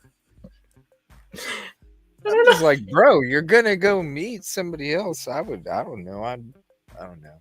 I guess I just remember I bring 2 extra of everything, so I'm always prepared. Right, Yvonne? Don't hate the player. Don't hate the player. JLR just no. What's up, Osnap? Oh, this shit's crazy. You might even see it on some of the footage because I wore a different outfit when I was doing my footage. And then for the show, yeah, I got a different outfit on for the show. Yeah, we have a lot of outfits. Jeans, if I have to do a interview, a former interview with someone. See, you can't wear jeans for this lady, bro. Go into a restaurant and sit down. You can't even wear pants. Topic, so I'll just throw on a pair of jeans. Do you always have a bag ready to go? Oh, I'm on standby. Anything breaks that's in importance, got a bag, a toothpaste, toothbrush, You're on the road a lot. I'm hunting for the stories, hunting to, share awareness to tragedies that are So occurring. beauty. Yeah. So where's next then? Next is right here. I call myself an online Chappie. truth-seeking sleuth. Is it? I love it. I love your first, share Hold on. awareness to tragedies that are occurring. Yeah. I think it was sneakers. So where's next then? Next is right here. I call myself an online truth-seeking sleuth. Oh, he's got Skechers on without socks. That's what I'm seeing. I'm seeing memory foam Skechers without socks. Do you guys see it? Hold on, let me blow it up a little bit for you real quick. That's what I'm seeing. Here, let me know. I'm seeing memory foam Skechers. So take a screenshot, get an analysis completed, and let me know what your conclusion is on if those are memory foam Skechers or if there's something else. Who knows? But to me, I see memory foam Skechers. That's what I was saying. Which they're comfortable. I don't have a pair, but I have tried some on before. They're comfortable. They're definitely comfortable. Go ahead. Did you want to say something? No. Okay. I'm just They are. I tried them on before. I know. I love it. I love your First Amendment right Tried them to on. be a journalist. Anyone can be a citizen journalist. Anyone can get a camera, your own phone, and report. And you are considered a journalist. And I hope that is never taken away in this country. What's up, Jen? Ooh, I'm digging this right here. Jonathan Lee Riches investigates. I am standing at the corner of Farm Road and Pullman Road in Moscow, Idaho. Why am I here? JLR makes up to 8 videos a day on this tragedy, constantly looking for something to satisfy. Bro, you wore Walmart fucking basketball shorts to go meet a content creator from the UK. They literally traveled all the way from across the country, and you're wearing some fucking orange Walmart shorts, bro. Oh, man. Dude. That is so... I'm sorry. Is that rude? To me, that's rude. I'd be... Are you like... I don't know. Would I don't know. I would think that would be disrespectful. I think so, but I mean, like you, like think about it. Think if you like showed up to a company dinner wearing a tank top. People would be like, "What the fuck are you doing?" Like, yeah, this is bigger than that. I don't know. Just oh shit, here we go. Okay, hold on. Here we go. His audience is craving for more. Oh my gosh, this lady, hey, look. How are you? Woohoo! God bless you. You have a good day, ma'am. All right. You watch YouTube? Oh, you watch me? God bless you guys. Thank you. Thank you for the support. Do you live here? We're going to try to get to the bottom of this because we're going to get out the truth to share what happened. Thank you, ma'am. She just stopped. She went GLR. I love you. Does it feel good when people? Yes, that just motivated. Yeah. That just inspired I feel me a to new push hard. spark. Yeah, I'm grateful. Kind of, I'm flattered. Yeah. And it's a cool feeling. It's a cool feeling. I think the main thing I want to get an understanding of is this hunger to get all the information possible.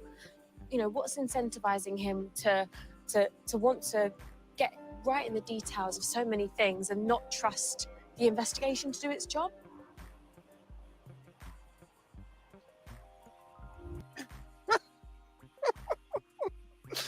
All right, let me pause it real quick. Nina, contribution call out. Thank you for the $10 super chat. Send this to JLR for a little call.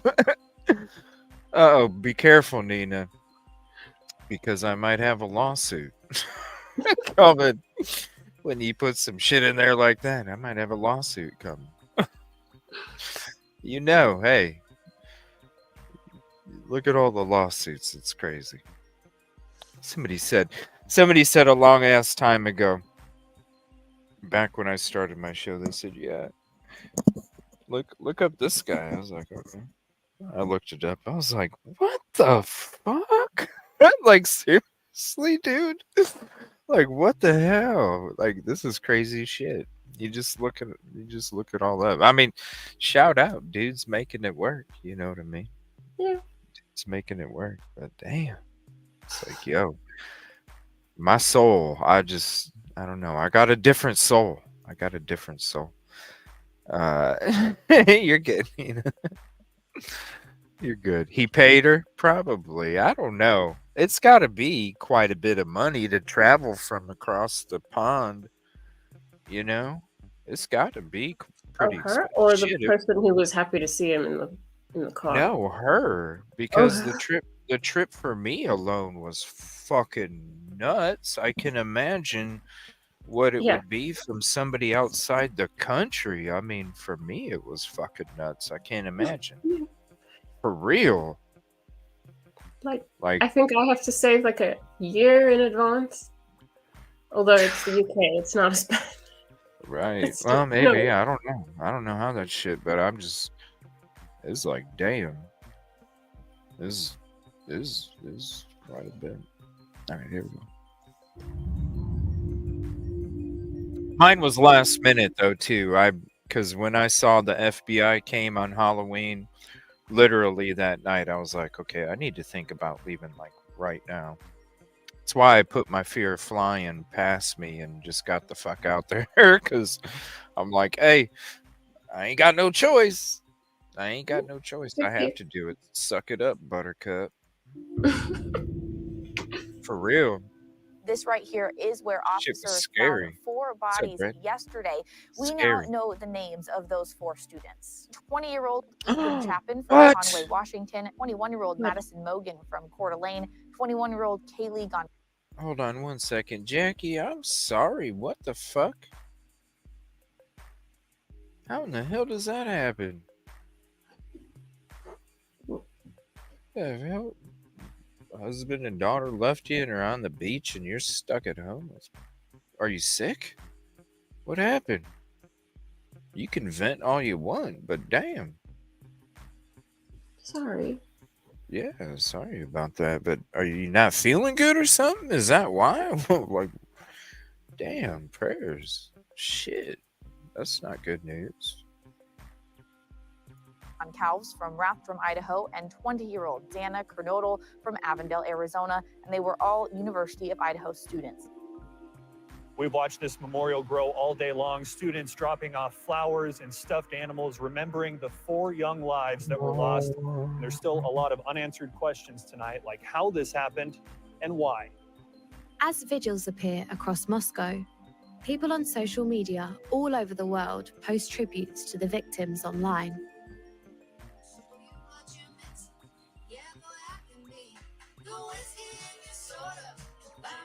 The last video that Kaylee uploaded has 8.7 million views. The next one, 7.5 million. 165,000 followers now on TikTok. Do you think anyone would drink wine? I'll have some wine. I didn't even think of it really because, I'm not a big drinker. I watched these videos very soon after the murders happened. There is something nice about being able to look at What's up, Michelle? their social medias and realize that they're just another human being. Yeah, that's what we are on this planet. We're Social human media beings. gives you a walkthrough of someone's entire life. You can really connect with a victim as if they're your friend. I think that social media is the entire reason why there was and still is a huge obsession around the victims. As the U of I community grieves, we still don't know how those 4 students died. Moscow police have not told us much about what happened. Let's go to John Webb, who's been there since this story broke. John. Yeah, good evening, Sean. Still no word on... Hey, John Webb, that's the dude. Remember when we were watching these press conferences and we called him Nightcap? Because he probably wears one of those. Remember, you guys? He wears one of those shower caps to bed. Because you gotta keep that for real. We called him nightcap because he shout out to him though. He asks great questions in the press conferences. He does. He asks really good questions. But yeah, the bonnet. Yeah, so he keeps his. I mean, he's got great hair too, for real. Great hair. Yeah. Shout out, man. On the cause of the John death Webb of the students. The scene tonight is much quieter. One police officer is watching over the house tonight. You can see his... In the early days of the investigation, people looked to the mainstream media for information about the case. So this is where our newsroom radio station are. Here's some of the publications that they put out. You can see here's one they did on the vigil that was held. Beautiful photo that Daniel did. This is John Webb. John covered the case for a local TV station. He was also a student and knew 2 of the victims. There you go. You were friends with Ethan and Xana. Can you share anything about what they were like as people? Xana was very goofy. She was funny, always making jokes at parties and stuff. And Ethan was kind of the Labrador. You know, everybody just loved him, and he was a sweetheart. What was that moment like when you realized that some of the victims were people you knew? Denial. You don't believe it when you first hear it. For a while, I couldn't even say the names on the air. It was tough. I remember being scared. We didn't have anybody yet, and I knew as the clock ticked by every day, we were further and further away from catching whoever was responsible for this, and all the pain that it caused a lot of people here. Ooh, man, poor guy. I remember my station was like, "We'll put you up in a hotel and stuff." I'm like, "No, I gotta stay with my friend," and we were scared, and I think we still are. And we look back now and we're like, why did we never lock our doors? Why did we never lock our windows? This could happen to anybody. Dude is fake as shit, though. Yeah, that's true, Even Chappie. through the hard moments of the case, what drove you to carry on? For a while, we were worried that this was going to go cold. You know, that was in the back of our minds constantly.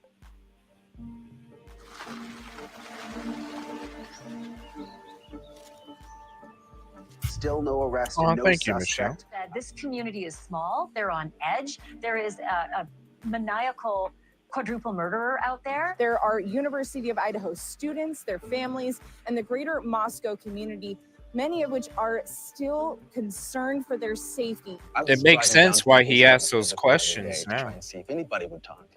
Anybody. Tough question. There was no communication at all for the first 3 days. Yeah. Then the vacuum, the rumor mill starts happening, right?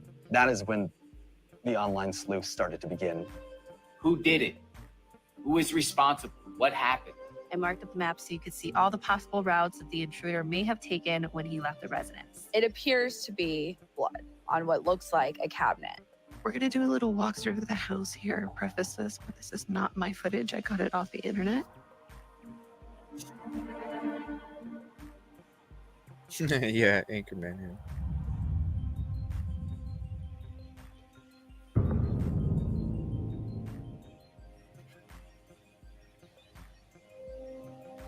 After 3 days of silence, Moscow Police Department announced a press conference.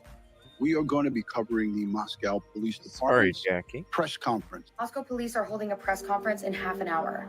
We will post another video if we have any new information for you The guys. small force that hasn't investigated a homicide in 7 years is suddenly thrust onto the world stage. I'll be reading from my notes today because I want the information you received to be extremely accurate. The facts of the case that we know right now. We know that these homicides occurred in the early morning hours of Sunday, November 13th. The 4 were stabbed with a knife, but no weapon has been located at this time. There was no sign of forced entry into the residence. We do not have a suspect at this time. You're and like, that huh? individual is still out there. Chief Wright, John Webb with KHQ. Why has Here there we been go. such limited information over the past couple days? I mean, we're almost 4 days into this. Why has it been so limited? That's a difficult But the reality is, I probably should have been standing here a day or so ago. Yeah. I'm Emma Epperly with this Folks Interview. Hi. So there were other roommates who lived at that residence. Were the roommates home at the time of the attack? There was other people home. So since they were home, was it a hostage situation? No, it was not. Hi, Heather Roberts with ABC News. The other two roommates were there at the time of the attack. Is there any explanation as to why you have surviving witnesses to an incident at 3 or 4 in the morning and the 911 call didn't come until noon? I don't think I ever said that they were witnesses. Were they the 911 caller? At this point in time, I'm not going to divulge who our 911 caller is. Quick update here on this Idaho stabbing. This is getting really suspicious. How could there possibly be 2 other roommates in the home during all of this? How could they not know there was a brutal attack going on in the house? If there's 4 stabbings, there is blood everywhere. Why did it take 8 hours later to call 911? Let me tell you why she didn't call 911, because they both full of shit. I think it was an inside job, and I think the 2 surviving roommates had something to do with it. Photos and private details about the roommates Dylan and Bethany rapidly circulate online. I don't care what nobody else say. I don't trust these 2. Now, obviously, I don't have any concrete facts. These 2 girls, I'm not going to say should be in the hot seat.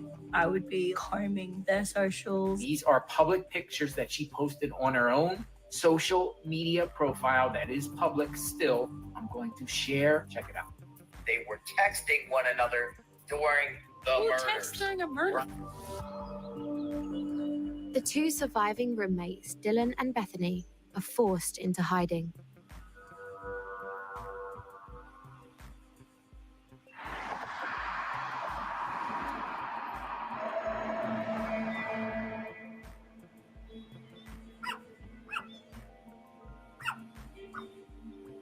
Content creators, YouTube's web sleuths, we do specialize in pressure campaigns. This is Bullhorn Betty. Applying pressure, applying social media pressure, going after them, putting them on thumbnails, talking about their case, pointing the finger at them. Good morning, everyone. Welcome to the coffee club. It's Bullhorn Betty. We're going to be... Bullhorn Betty has a YouTube channel and has made hundreds of hours of content on the Idaho murders. We heard that they came home around 1 a.m. before the other 4 came home. Do you think they went straight to bed? I call people out on my channel. I know other people call people out on their channel, but should they not be? I think they should be. And I will get attention to the case, and I know I can. And I've proven that over and over again. And really, sometimes these cases just need a lot of eyes on them. So everybody stop scrolling and pay attention to this poster. There's a missing person named Gabby Petito. Web sleuthing gained traction 2 years ago when the online community helped locate the body of a 22-year-old travel blogger, Gabby Petito. When she vanished, people took the case into their own hands and became digital detectives, scouring social media for clues.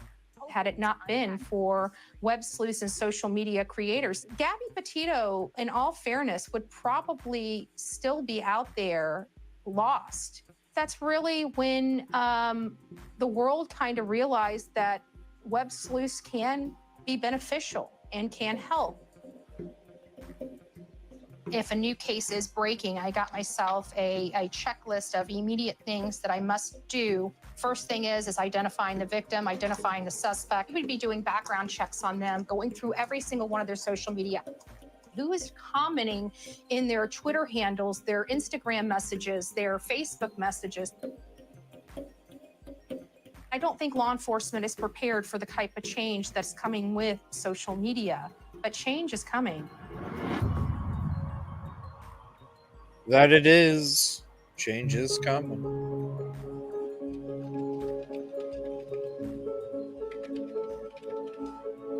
It was reporter John Webb who unwittingly gave the sleuths their first clue by releasing video of the victims on the night of the murder.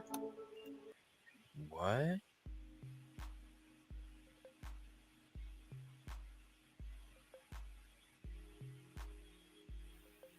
I thought, hold on a minute.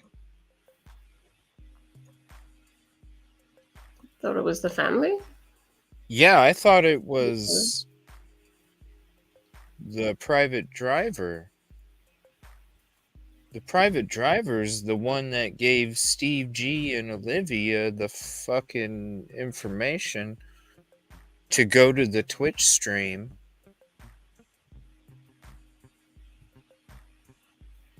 What?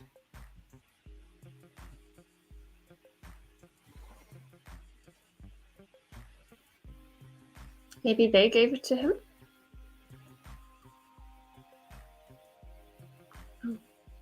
Well, it could be the documentary too, because the Paramount documentary said that was the first time Kim was on camera, and it wasn't. She was on our show.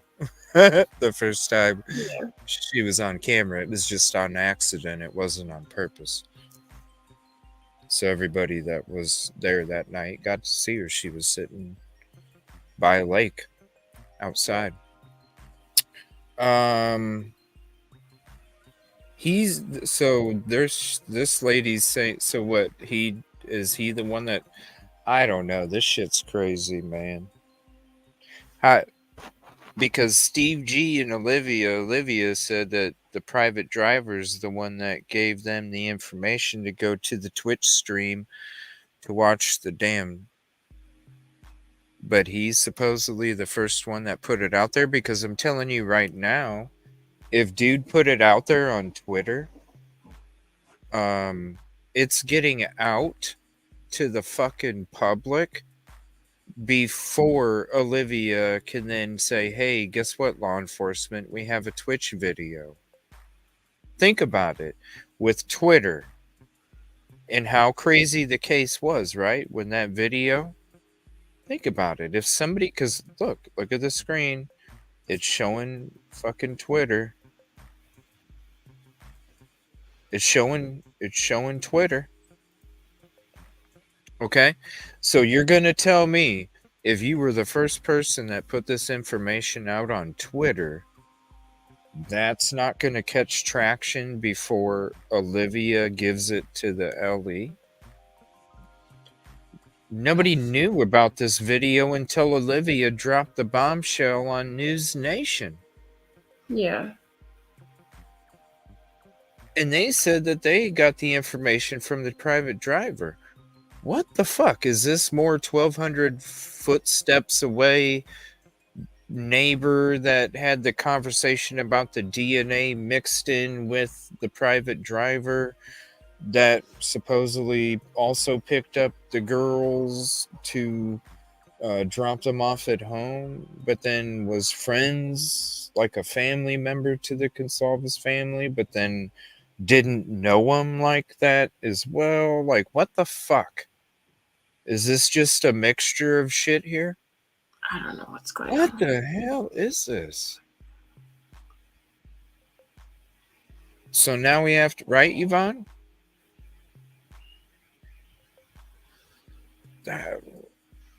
Because I'm telling you, it wouldn't be. You don't think News Nation would have fucking came out with the video that fucking night? Yes, they would have came out with the video that night. They would have said, hey, Olivia, we know that there's fucking video. It wouldn't have been Olivia saying it to them. Not the other way around. This shit, like I'm saying, I don't know, this shit just don't smell right. This whole time. The dude that they interviewed that was a neighbor, now this shit, it's not smelling right, and we're halfway through. I don't know. Is it going to be moldy? We'll see. It's gross. I mean, think about it though. Twitter, it'd be like instant. Yeah. You don't think Coffin Daffer? You don't think Banfield? You don't think Vargas? You don't think any of them would have picked up on it? They would have, especially Banfield. She would have had a fucking video that night showing the girls at the grub truck and how this just come. Yeah, it was. It was reporter John Webb who unwittingly gave the sleuths their first clue by releasing video of the victims on the night of the murder. See what I'm saying? It was a couple days after the murder we had found video. It don't make sense. Madison actually at a popular food truck in downtown Moscow. A lot of people went there after the bars and stuff to get a bite to eat before heading home. Don't make So we sense. posted this video of Grub Truck and their last few hours of being alive. That would have been on fire. Come I on. did not realize how far and how fast that video would spread online. Next morning, I woke up, it was everywhere. Kaylee and Madison noticed the food truck Twitch stream shows two of the victims buying tacos around 1:53 a.m. Okay, so again, okay. How in the fuck? How in the hell? So you were the first person to post it. It blew up the next day, but yet how does Olivia and Steve not know about it when they're doing their own sleuthing already, and then the private driver's the one that gave them the information that they gave to something don't sound right. I don't know. Am I too tired, Rosie? Am I kind of like let me know. Just tell me if I'm thinking kind of loopy or something, because I don't know. Shit just I don't understand what they're trying to say. Unless he's trying to say that he was just the one who distributed it and made it popular, which, I mean, no. Yeah. Something. I don't know. Let me know what you guys think. Is it smell or is it kosher? What is it? To me, it smells. I don't see kosher in here. a.m. just hours before the slayings. This food truck video could be so important to figuring out what could have happened to them.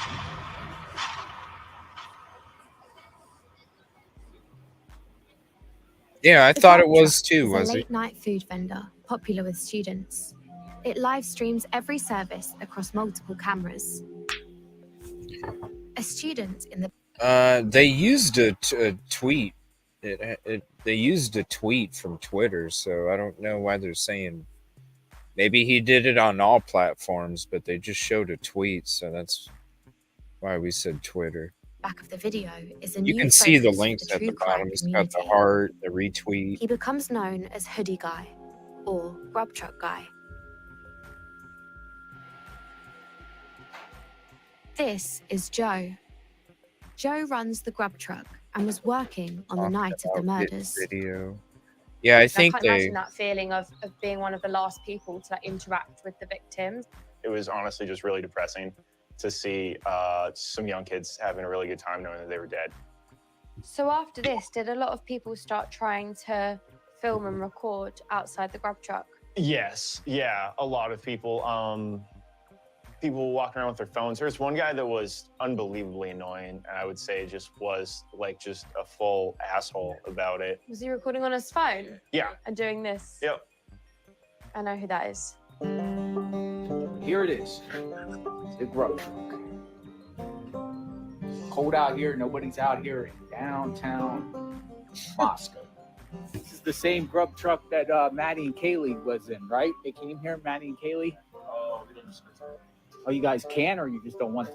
So let me ask a question. I'm a journalist. I'm covering this case. There's people saying, "Oh, the grub truck guy did it. He did it. He's involved because he." What do you say to that? I don't respond to people. I'm not talking about this. It's just a food truck. Just a food truck. Okay. Just a food truck. All right. So this is what they sell. You didn't ask any intelligent questions. You know what I mean? When I showed up, because I went on the Twitch stream and I used to hang out and I would chit chat because I wanted to see who was all typing back then, right?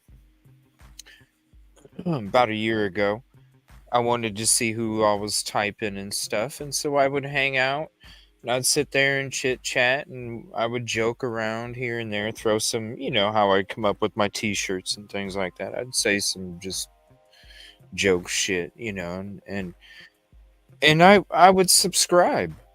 I subscribed, which is a membership on YouTube. It's a subscription on Twitch, and I subscribe, and it's always been nothing but love over there. I don't know. It's just especially with like, even with the one content creator that was talking about cannibalism and stuff, when it comes to, these are people's livelihoods, you know what I'm saying? And we've all, yeah, there's thoughts and theories and opinions, but man, we've all looked into stuff. You know what I mean? Each one of us. And has anybody ever gotten close to any kind of cannibalism? It just, it's disgusting when people can do that to other people, because real lives are involved, whether it's these crimes or YouTube. The real lives are involved, and to sit there and make somebody out to be like that, like you got some fucking proof or something. I mean, that's horrible. Can you imagine how many people, I mean, even though it's probably, most of us would be like, it's not even fucking gonna, no, I don't think that's in the food, but there are gonna be some people that are like, fuck that, dude. Because we have heard of like Aldi grocery stores, they used to get their meat, their quote beef, but really it was horse. They got in trouble for that. Yeah, like there's, you hear different things, but when it comes to the cannibalism, it's like, dude, so not cool. Because this guy, he has a family at home, and you don't think you affected his business? What if what he was doing affected your business when it came to the person that was claiming that shit in the first place? You wouldn't be too happy either, so that's why, yeah, I feel bad because there's been a lot of different, the other dudes, I don't know, they say some weird ass shit in the grub truck. I'm gonna be honest with you. They say some weird ass shit in the grub truck. Some of the conversations they have in there. But Joe, I don't know, I just feel bad for him, because he seems like he's one of those dope souls, that I refer to. So yeah, it is kind of sad. I'm glad that she got to interview. I'm glad that she got to interview him, because you can see, like, you just walking up. You don't want to talk about it, or you can't. Like, what's that? I don't know. There's just a way to do things, I suppose. Oh, nothing, Jen. We're just going through this documentary here. They're at the part where Joe's talking about JLR. We're just talking about Joe. You can see the look on his face. He's so sad when he's just remembering going through that shit, because it affected his business. Even if it was just a little bit, hell, word of mouth, you know what I mean? Like, that could even be a running joke. Even if people don't think it's real, right? It could be a running joke about it. It's just not cool. It's not good. Oh, you guys can, or you just don't want to? So let me ask a question. I'm a journalist. I'm covering this case. There's people saying, oh, the grub truck guy did it. He did it. He's involved because he. What do you say to that? I don't respond to people I'm not talking about. He's always so calm and well-mannered, too. Like, it's just a food truck. Just a food truck. Okay. Always just a calm. food truck. All right, so this is what they sell. You didn't ask, like, any intelligent questions or, like, anything could have been useful. None of that speaks to me as a person trying to help solve a murder. Is the grub truck people involved? I would say not, but there is people online that says talk to Joey, the grub truck guy, whoever Joey is. He knows something, or he's done something. So I flat out asked. Not that Joe. A lot of people, the other Joe, on the internet sleuth side of it, were just trying to get content dramatizing tragedy. The pursuit of Hoodie Guy is relentless, and his private information, including his parents' address, is spread online. His sister takes to social media to put out a passionate plea. Are you gonna take this video down? It has nothing to do with my family. This video has pictures of our houses. It shows where we work, and it has our faces plastered. We have received threats and harassment. Yeah, Joe and V. Definitely need to check out we Joe didn't deserve V. that. And I hope in the future we can take away from this that this is not a game of Clue.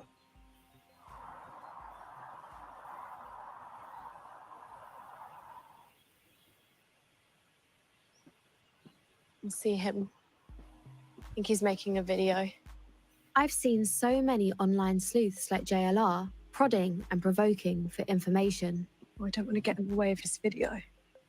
The murders happened at the Moscow, Idaho home, 1122 King Road home, and that's... Does JLR really think his tactics are going to help solve the crimes? The goal here is to let criminals and bad actors be put on notice that you can't get away with it nowadays. Because you're gonna have YouTubers and social media on you. I throw names around that could be possibly involved or asked. Boyfriends of the victims, fraternity members, sorority girls, neighbors, community members, registered sex offenders, because maybe you can gaslight these people to come out and share where they were really at so we can cross them off the list. Sometimes, though, this is, these are people that law enforcement have ruled out. So why is the focus still on them? Well, law enforcement might say they ruled somebody out, but they don't give any details. If you're accused of something, you need to come out and just inform the public, hey, I'm not involved. This is where I was to prove it. We're not gonna stop until we find out. If they don't wanna give us the information, we'll find out ourselves. Do you think that people staying silent makes them seem suspicious? I do. Especially if they stay silent and start locking down their social media accounts. And I think it's important for them to come out and talk. When they don't, it gets very, very bad in cyberspace with everyone digging in their background, their family's background, their friends. Can you see it from a side of they may just want privacy at this time? It could, but maybe a family member of them or a spokesperson for them could come forward and say that might alleviate that suspicion more.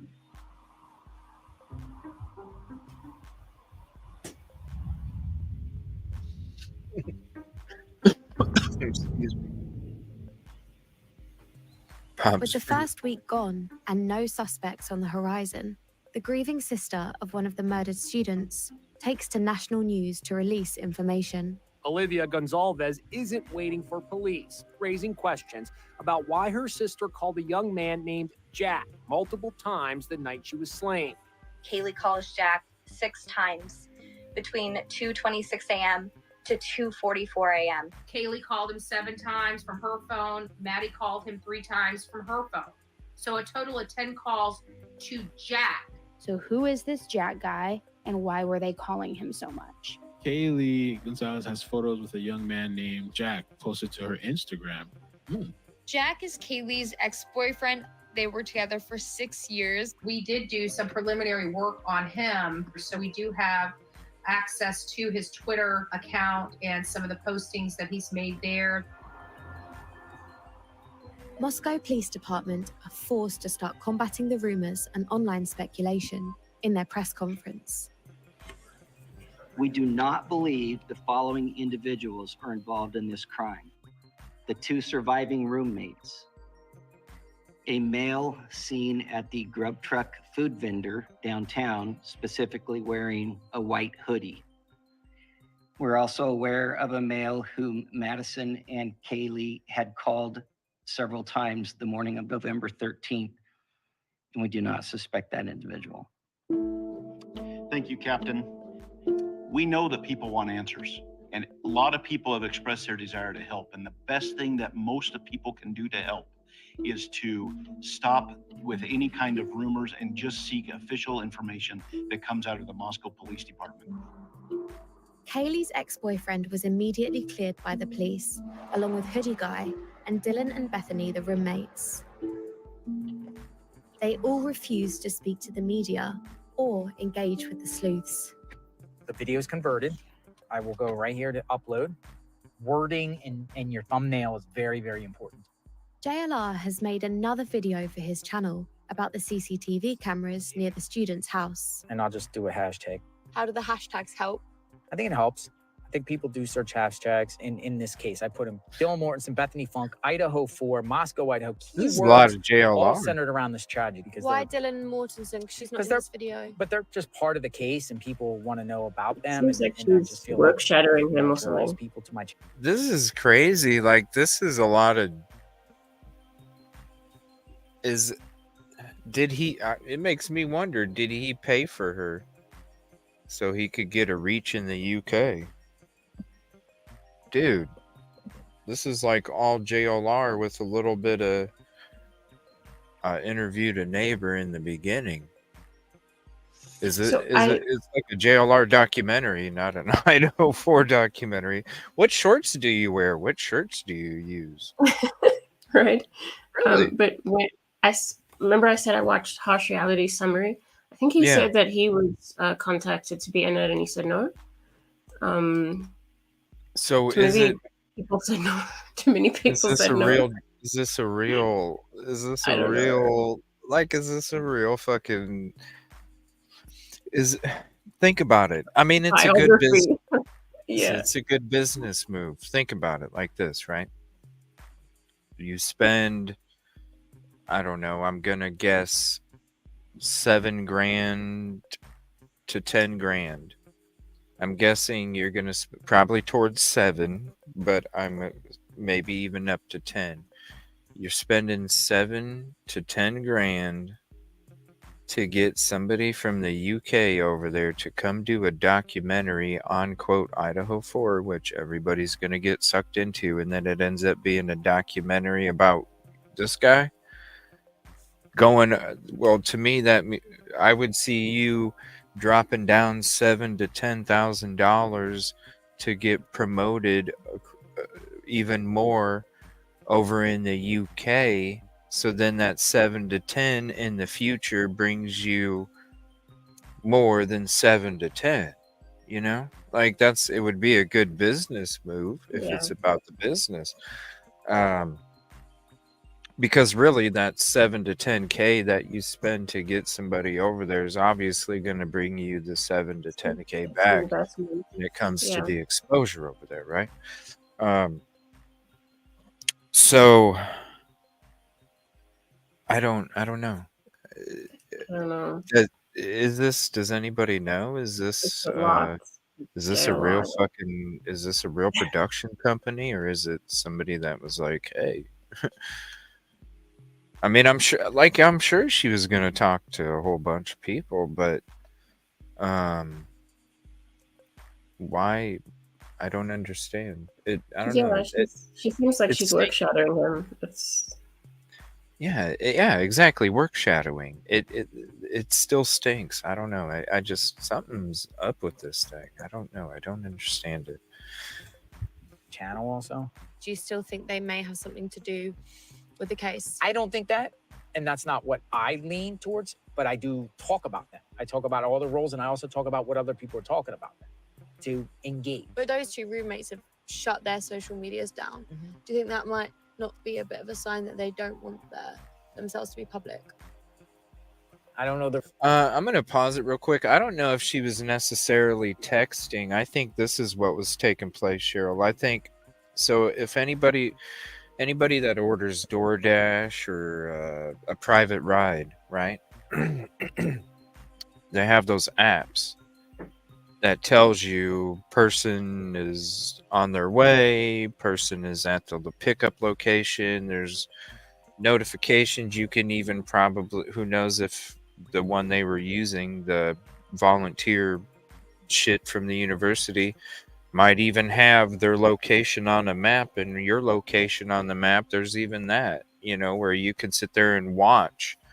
And it looks like you're typing or texting on your phone, but really you're just tapping your screen to scroll around to look and to keep it active, so you don't have to unlock your phone to then get the app to pop up. You know what I mean? So I don't necessarily think it's 100% texting, I could see somebody keeping a like the phone app active, because you're intoxicated too. You're just gonna sit there and be like, especially if you're just waiting for food. Think about it. You're waiting for your food. What do? You get your phone out. You're flipping through shit. Could have been a So who lot of knows? things. Yeah. It is advertised as a new BBC documentary, but yeah, who says BBC didn't buy it from her? Like if she's reaching out to people, who says she didn't come back and BBC? Just because it has BBC on it doesn't mean they made it. They could have just bought it and then bought the rights to it. It is crazy. I don't know. She got famous on a show called Love Island. Oh, for real? Oh, are you serious? One of them dumb fucking shows? Are you for real? Are you for real? Are you serious? Is that real? Love Island? It's some cheesy ass fucking. What is it? Netflix? What the fuck is it? On Netflix or something? It's like one of these fucking. Dude, it's one of the. Like when you go to the store, like you go to the grocery store and you see some Kit Kats, right? You're like, ooh, some Kit Kats. You don't go cheap on the Kit Kats, because if you go cheap on the Kit Kats, you get mini bricks. Okay? They're mini bricks. It's like chewing on rocks. So there's Love Island is like the chewy, the rocks that you would chew on for a reality TV show. It's not the Kit Kat. It's not the Kit Kat that's nice and crispy and it breaks apart beautifully and you get the taste of chocolate and flavor instead of a fucking rock that's made out of shaped like a stick and there's no flavor to it. I mean, that's what that kind of reality show is. It's junk. Like, I'm not even a reality TV show fan, because let's be real. Is it real? No, it's not. Okay? But, I mean, come on. Some of them are entertaining. This one, I've seen it, like, I think once. Not even the whole show. Just a little bit of one. And I was like, this is fucking stupid. So, yeah. Love Island. Right? It's called, let's put a bunch of people in front of cameras, feed them a whole bunch of negative shit so they fight, and then we get ratings, basically, is what it is. Okay. Rocks and Kit Kats. Because it's the damn truth. I speak from experience, Jackie, because I bought some of them Great Value. I love Great Value.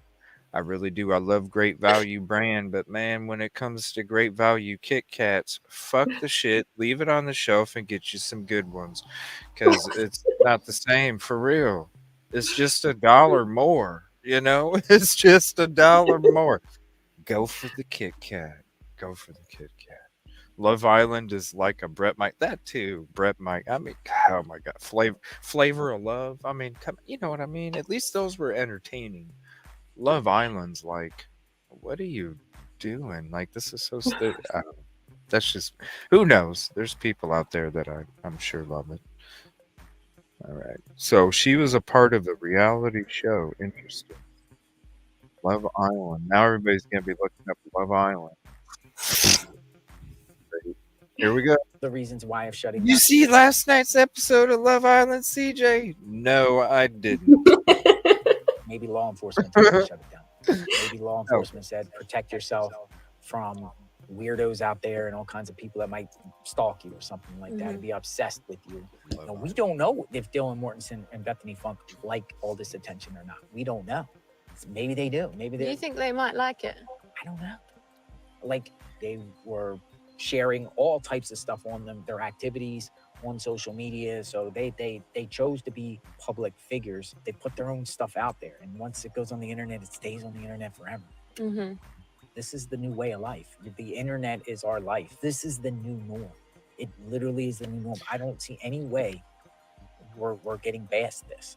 I don't know if any laws can prevent people from talking about somebody that already put their stuff out there. I I just see it as the future. And are you happy contributing to it? I'm happy with trying to get the truth and understanding of what happened. I need one of them.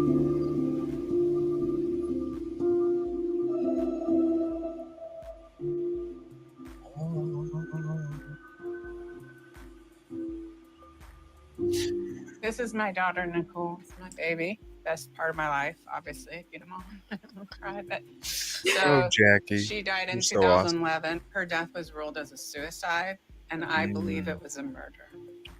Sometimes when I see girls, little blonde girls that remind me of my daughter, then I just feel like, oh, no, no, no. I don't want to let somebody get away with that.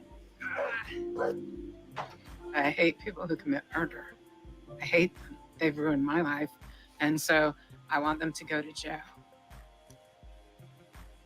This is Donna Serafina. It's not a spirit box, is it? Oh no. Is it a spirit Thank box? you for joining me today. My name is Reverend Donna Serafina. What? Episode 53. What? Is this spirit box shit? Tell me right now, and I'll just skip it. I'm sorry. I think it is. I mean, I believe in paranormal and shit, but I'm not. Listen, when you. Oh my gosh. Oh my gosh, they said they went to the gas station at 12:02. Like, how do you get that shit? How do you get that out of that? I'm just. She don't do that? That's how the shit works. He gave the dog a biscuit. Oh my gosh. Like, how do you get that shit out of it? I don't understand. Okay. I got confused here. It's not one of those people. Okay. I am a spiritualist, Reverend, and a psychic medium. The desperation for any new clue to the murders leads the online community to listen to a different kind of sleuth. I do The need sleep. description of the Moscow killer was revealed to me and downloaded information from the Universal Consciousness. Oh my god. Look at that. Only his mouth moves. How do you have that much control over your eyebrows and your cheeks? Watch. It's like somebody imposed somebody else's mouth over his face when he's talking. Watch. Kind of sleuth. The physical description of the Moscow killer was revealed to me. It's like and stick your downloaded face up and start information from talking, the you know, where it's just got a Universal cutout so your mouth shows up. I did psychic investigation. Reading the murder weapon. Sometimes the cards show meanings and the images. Donna alleged the killer was the son of a baker. All the bakeries in downtown Moscow were targeted. Okay, let me see what they're going to show me. I keep getting this French bread, baguette. I kind of have a feeling it's more like a family business. This is Smitty. Smitty runs the bagel shop in downtown Moscow. What's This is where the son theory comes in. For some reason, they know that their son has some thought patterns that are of violent nature like that. Like, he's sticky with the blood, but for him it feels good. Like, he would like to jack off with his bloody hand. What the fuck is You this? can't make this up. I think What the fuck I is listened this? to this exact bit and I thought, not for me. What the fuck is this? Can I see some of the harassment that you face in the comments? Yep, I have some insights on my computer here of Facebook and Instagram. Yeah, here's one. Your son is the killer. Go to the FBI immediately. Then it says he got that cut during the killings, not at work. And then it mentions my name and says it's my son. You don't have a son. Nope. Don't have a son. Deborah. Yeah, so once everything started. Yeah, Deborah's talking about. I'd like 2 McDoubles, please. Whoa, where'd that come from? What the fuck is this? Oh my god. I don't know. Whatever I never watched her before, but what I just heard right there, I'm just like, what the fuck? You're talking red stuff and E-Jack and all this other shit? What the hell is going on? I don't know. I'll have to check out one of the shows because I never checked her out before. I've heard of her name. I never checked her out before, but holy shit. I don't know. I just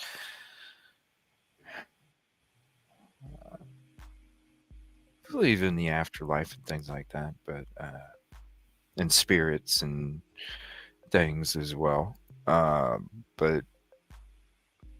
don't know. From a box, I just Yeah. I don't know. It's like a Ouija board. You know what I mean? It's the same thing to me, like a Ouija board. It's Are you moving it? No. Yeah, you are. You know what I mean? Yeah, you are. Yeah, you are. I don't know. It's just me. Getting crazy. I took a couple snapshots of my Facebook analytics. This was psychic reading that caused all this. And the 30-day snapshot shows 243 Facebook page visits. Not very impressive, but I'm not a huge social media person. But this He's next excited. screenshot He's like, is look at post murders. But you post, are. more You know. specifically, Oh my gosh. post psychic, 231,000 plus Facebook page visits, and then the Instagram is almost 20,000. That's not even a true reflection of how many people saw the Oh, the that's not rumor many on page. TikTok Oh, right. or Oh, YouTube. no. This Honestly, that's not many page visits a year after. Honestly, if you're connected to it, I was thinking 2 million, not 200,000. Sorry, everybody. I'm tired. I get loopy when I'm tired. It's not your son that doesn't exist. What comes next? Get ready, fake reporter lady from the press conference. Fake reporter lady. this What? fraction of people are the people that actually have decided to conduct Yeah, I'm a almost their little own chilly. investigation. Honestly, I'm ready for a coat, but I'm gonna stick it out. Even though part of me knew, like, this is crazy that this even exists, this content, I still watched it, I still consumed it, and I still felt engaged with it. You know, for me, it became a vicious cycle of a constant need for new information, regardless of whether it was necessarily substantiated or true. Normally, someone like this wouldn't have an influence and wouldn't have a platform to be able to make outlandish statements. And I think that's the danger, but also that's why, you know, so many of these online sleuths operate on TikTok, because they know their content, if it gets enough likes and it gets enough views and it gets caught up in the algorithm, it has the potential to go viral more than on any other social media platform. Yeah, that's why they steal us YouTubers shit and make content out of it. I'm on TikTok, but I'm not. You know what I mean? You can go find me on TikTok. The I'm all over. misinformation becomes so loud that the police add a rumor control section to their website. Quelling rumors about specific individuals or specific events that This guy. may or may not have happened is a huge distraction for investigators. Straight ahead tonight at 6, shutting down the rumor mill. Our John Webb set down. At his local news station, John John Webb. Webb starts to fact-check theories appearing on social media. Kids were bound and gagged. That is incorrect. Roommates saw someone with a mask. I don't have that knowledge. To fact check people online during a murder investigation. Unheard of. We've never seen anything like that before. Oh, is he like what? Major update in the U of I killings. If you're following this case, you're gonna want to stick around for this video. This start is mine like Destiny. Destiny is a TikToker with 11,000 followers. She built her following off filming her own reactions to the unfolding events. They were beautiful people inside and out. And they didn't deserve this. And, yeah, so I just want to take a moment and just grieve for them. She started attending police press conferences to live stream them for her audience. So we would like to open it up to any questions. Oh, is this her? Right. Right? You know what I'm saying? I'm like, who in the fuck is this? Like, she didn't want to talk to CJ, but she's gonna talk to this lady. Like, who in the fuck is this? And then, like, I just wanted to go live to let you all know that I'm grieving. Really? Really? Okay. I need to start my videos off with, hey guys, you're gonna want to stick around for this video because I'm gonna have some interest. Hello, that's why I fucking come on, because we're gonna have interesting shit to say and talk about. I don't. What the fuck is this? Could be like, you don't want to see this video. You don't want to buy a house here. You don't want to see this video. I'm just letting you know. Don't watch. Oh my lord! Like, I'm just letting you know. Where's it at? Hold on, I gotta find it. There it is. I'm just letting you know that I had to go live so you guys could see me grieving. Okay. All right. Jeez, I can't imagine. Gosh, maybe I just need to go live sometime when I'm having a really shitty day before the show, and I just get on and I'm like, guys, I wanted to go live real quick because this bullshit just happened in my real life, and I want you to know that I'm grieving about it. Give me a fucking break. You don't even know who these people are. In memory, you're about as real as the healing garden. That's just me. Fake ass shit. She started attending police press conferences to live stream them for her audience. I would. So we would like to open it up to any questions.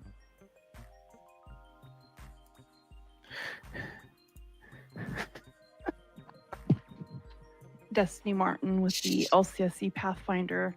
Can you lend any insights into the possibility that the murder weapon is linked to the ROTC program? And also, have you guys ruled out the possibility that the killer might be a female? So we look at every avenue. We're looking at every group of people. Like I said. Oh, I Immediately remember after that. the press conference, the newspaper Destiny. Hold on 1 second. I'm going to go back a little bit because they brought up when he asked the question. We'll go back to this in a second. I'm going to skip back to this real quick. John Webb sat down. At his local news station, John Webb starts to fact-check theories appearing on social media. Kids were bound and gagged. That is incorrect. Roommates saw someone with a mask. I don't have that knowledge. To fact check people online during a murder investigation. Somebody saw with a mask. He said, I don't remember that. So he might not have seen the statement. Unheard of. We've never seen anything like that before.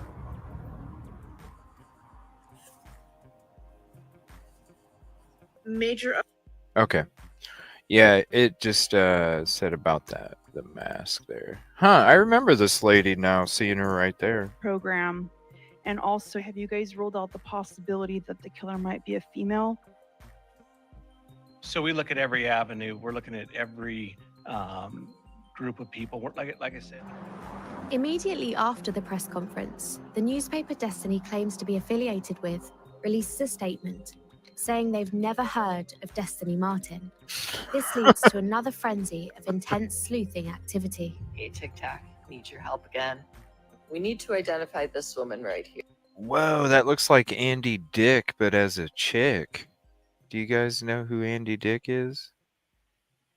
No? It's a comedian. Looks like Andy Dick, but as a chick. That's crazy. Oh my god, like twins. Sorry, if you know who Andy Dick is, you know what I'm saying. Here. They just did a press conference, and this woman showed up to the press Like conference twins. saying that she worked for the newspaper. She doesn't. She doesn't work for any publication at all. How weird is that? How did she even get in there? Why did she lie about what press outlet she was with? Should she be on the suspect list? Because that's really kind of creepy.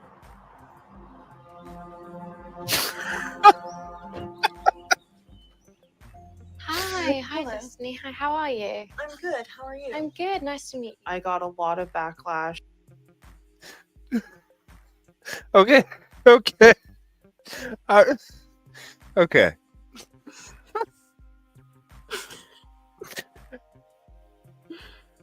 Okay. Now, Okay. we had a conversation about Enon. Remember last night we were talking about how it was crazy how Enon described the person's build that had to be a specific type in order to commit the crime yielding that weapon. Okay. Now, when it comes to 9 minutes, when it comes to the physical activity, when it comes to the stamina, when it comes to the strength that somebody would need in order to commit this crime against 4 young adults, does this person really would you look at this person as a suspect? I'm just I don't know. I No. I don't know. I don't know. It's just weird. That's really kind of creepy. Just weird.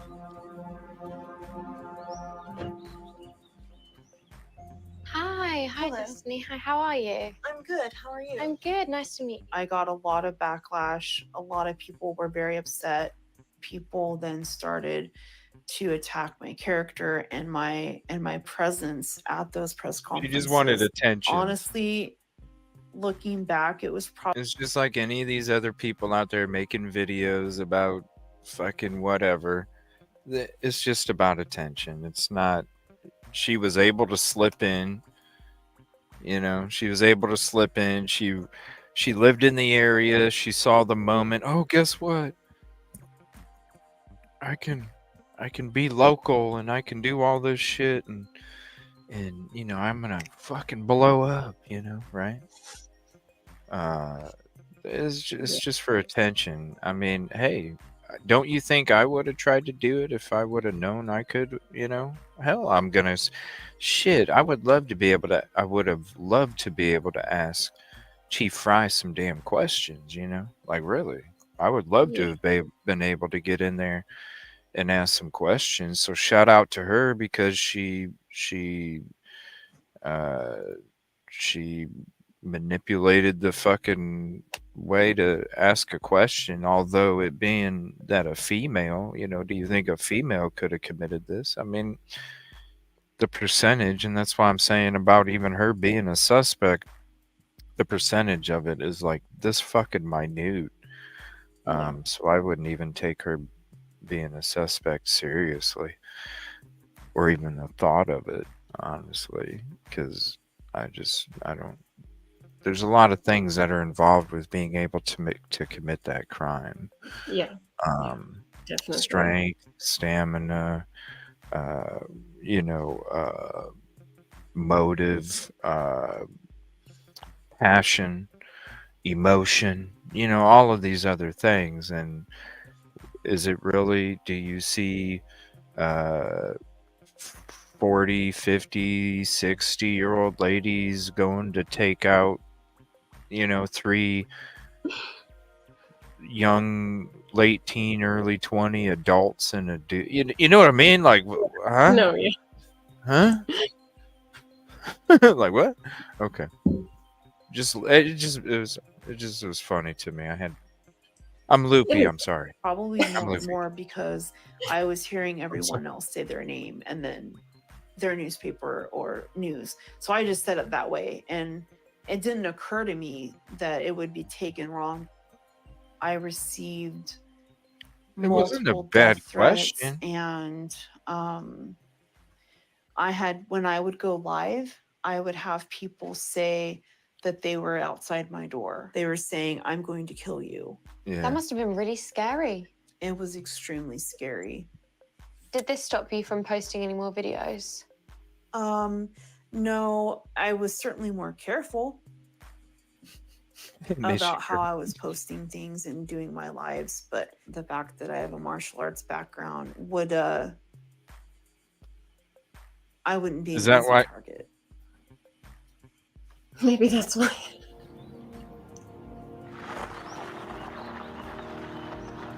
Can I see you do a roundhouse kick? You know what I'm saying?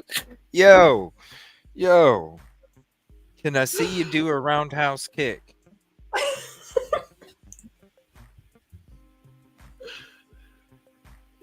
I would like to see that. That's fucking nuts. Well, I do have a piece of paper up there saying I graduated karate class. But is it her name on there? Or is it We another need, outfit? hey, Sleuther, find out what year that was, okay? Because it was probably from fucking 8th grade. Fucking kitty class. Come on now. You know what I mean? The kids that graduate after 6th grade, come on. It's the kitty class. The weeks pass with no apparent suspects or leads. It's now been 3 weeks since authorities have held a press conference allowing us to ask questions. Families continue to be frustrated by the lack of information. And as Creme 2's Kyle Simchuk reports tonight, one of them has now hired an attorney. We have so little information from law enforcement.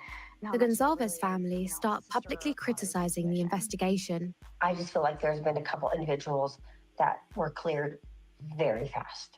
Many are worried that the killer may never be found.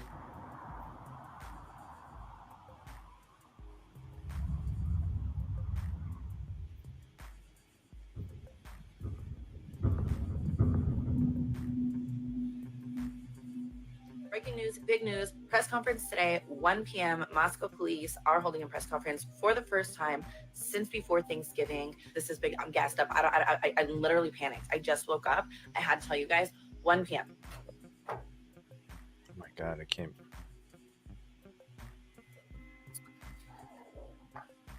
Thank you for coming today. In conjunction with the Pennsylvania State Police, Federal Bureau of Investigation, detectives arrested 28-year-old Brian Christopher Kohlberger in Albrightsville, Pennsylvania. Right now, we got some activity going on. They're starting to move the cars out in front of this house. We were all set up at 1122 King Road, and then all of a sudden, you literally heard ding, ding, ding, zzz, zzz, zzz, all over the place. And next thing we know, we start hearing about Brian Kohlberger, and we're like, Brian, who? I see we have confirmed. Yeah, that morning, I got calls at fucking 4 o'clock in the fucking morning. I had, because I was still on my my 2.5-week Christmas break thing that I always saved for myself at the end of the year, with time off, and it was during that break, and I got a call at like 3:30, 4 in the morning, something like that. 4 in the fucking morning. They arrested somebody. I'm like, Good morning. Yeah. oh shit! I gotta get up. I gotta take a shower. Fuck! I gotta do a show. Okay, hold on. All right. I'll be live. Yeah. That's. That's how it was. Yeah. So I can imagine all the ding, ding, ding, ding, ding, ding. Confirmed that Brian Kohlberger is a PhD student covering criminal justice at Washington State University.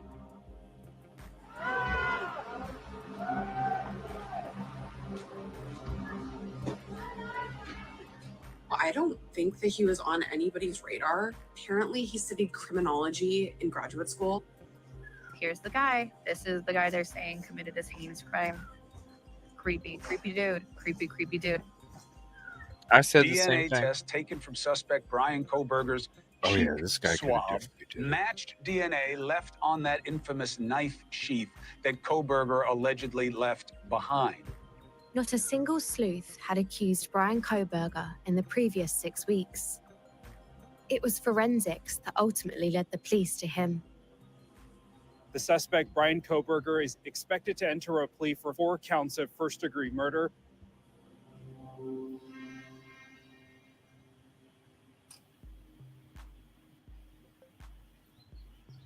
Oh my God, the anxiety. Okay, so an arrest has finally been made in the Idaho4 case. And hopefully all of the victims can have a little bit of justice now. Now that it's less of a crime story, a lot of people are ready to just kind of be able to grieve in private. Immediately you feel calm because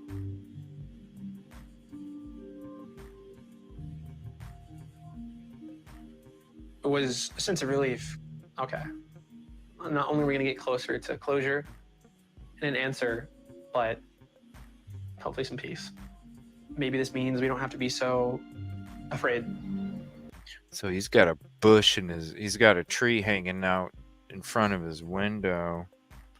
I'm gonna try and see what angle he was. I'm wondering where he had a fucking view. No, it did not end there. No, it didn't stop. It got worse. Check this out. Brian Koberger, everyone wants to know a motive. How is he connected to the victims? Someone from Pennsylvania, 2,500 miles away, was arrested for this crime. Immediately, that just sent me into extra overdrive. I have the Steptoe Village apartments where Brian Koberger lived. The sleuths immediately started to explore additional avenues of investigation to update their audiences. You're telling me one person went in unalived with a knife, 4 humans got back out in 8 minutes. The first thing he asked law enforcement was anybody else arrested in this case. The sleuths' investigation leads them to another incident that occurred 4 weeks after the murders. It's completely unrelated. An army veteran with PTSD called Brent Kopacka had been shot dead in a standoff with police. The sleuths tried to connect the dots. Brent Kopacka and Brian Koberger, both with the exact same initials. Do you think Brent is somehow involved? The 2 men had never even met. Was he a puppet and Brian Koberger was the puppet master?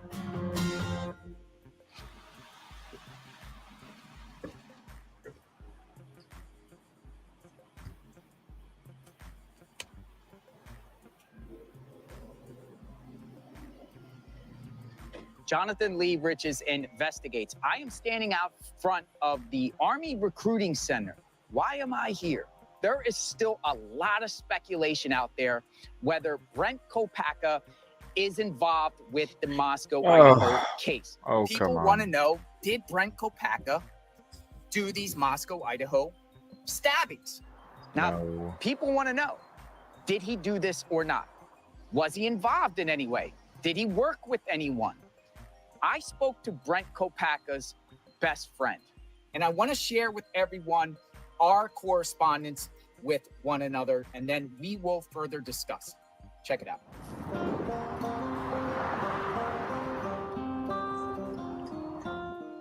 Okay, so this is the conversation I had with Darren Duncan, who is the best friend of Brent Kopacka. You can see him they're putting their arms around each other.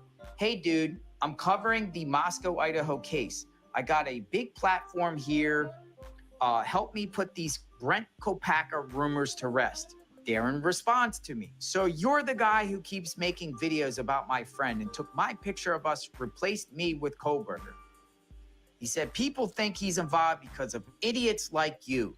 Go F yourself. You're helping fuel the fire of the conspiracy theory. I'm trying to think of the angle that I will probably put this video out. I think I'm going to put the angle, exclusive interview with best friend of Brent Kopacka. The angle. I met Brent Kopacka when we were about 13 years old in junior high. It was about 22 years ago. About a couple weeks after he died, I Googled Brent's name, and that's when I started seeing things online that people were implicating him in that quadruple homicide that happened last November in Idaho. This is Darren Duncan. Days after Koberger was arrested, a rumor circulated that Darren's best friend Brent was his accomplice. This is that new UK documentary. So this is a video by JLR Investigates, and it says exclusive interview, Brent Kopacka, best friend. He's trying to say that it was an exclusive interview. It wasn't an interview. It was just him messaging me on Facebook and me replying to him.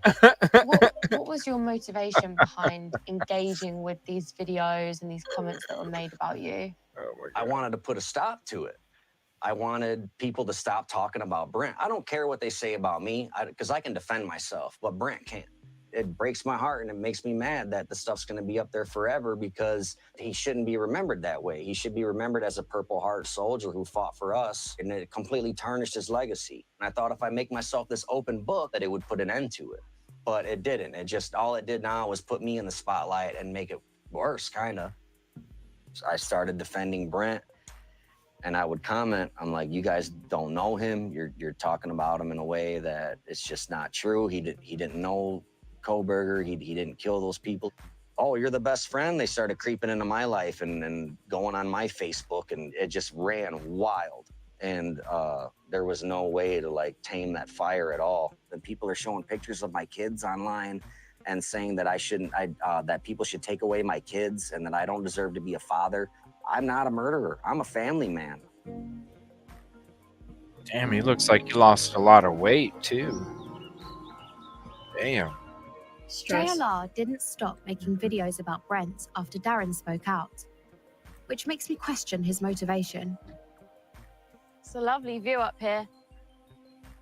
It shows how peaceful that town is, you know, on top of the world here. I want to understand what motivates you to do the work that you do. I think part of my life is I consider myself a redemption story. When I was in my early 20s, I got arrested by the federal government for fraud, wire fraud, and hacking into banks. And, you know, I stole people's money. I lost 10 years of my life incarcerated. You know, I got a long sentence to that, and I wasn't happy with my sentence. And when you do mistakes, you're all over the news. Your image is out there. Your mugshot's out there. There's articles out there. There's articles out there about me. And that's a chapter I want to put behind me. Your strategy is forcing people to come forward with information to exonerate themselves. Do you understand? It feels like people are presumed guilty before innocent. There's no such thing as innocent till proven guilty. So in my own situation, you know, I was guilty before innocent. I felt betrayed. I felt confused. I thought the presumption of innocence occurs in this country. It doesn't. It doesn't. You're guilty. You're guilty until you prove otherwise.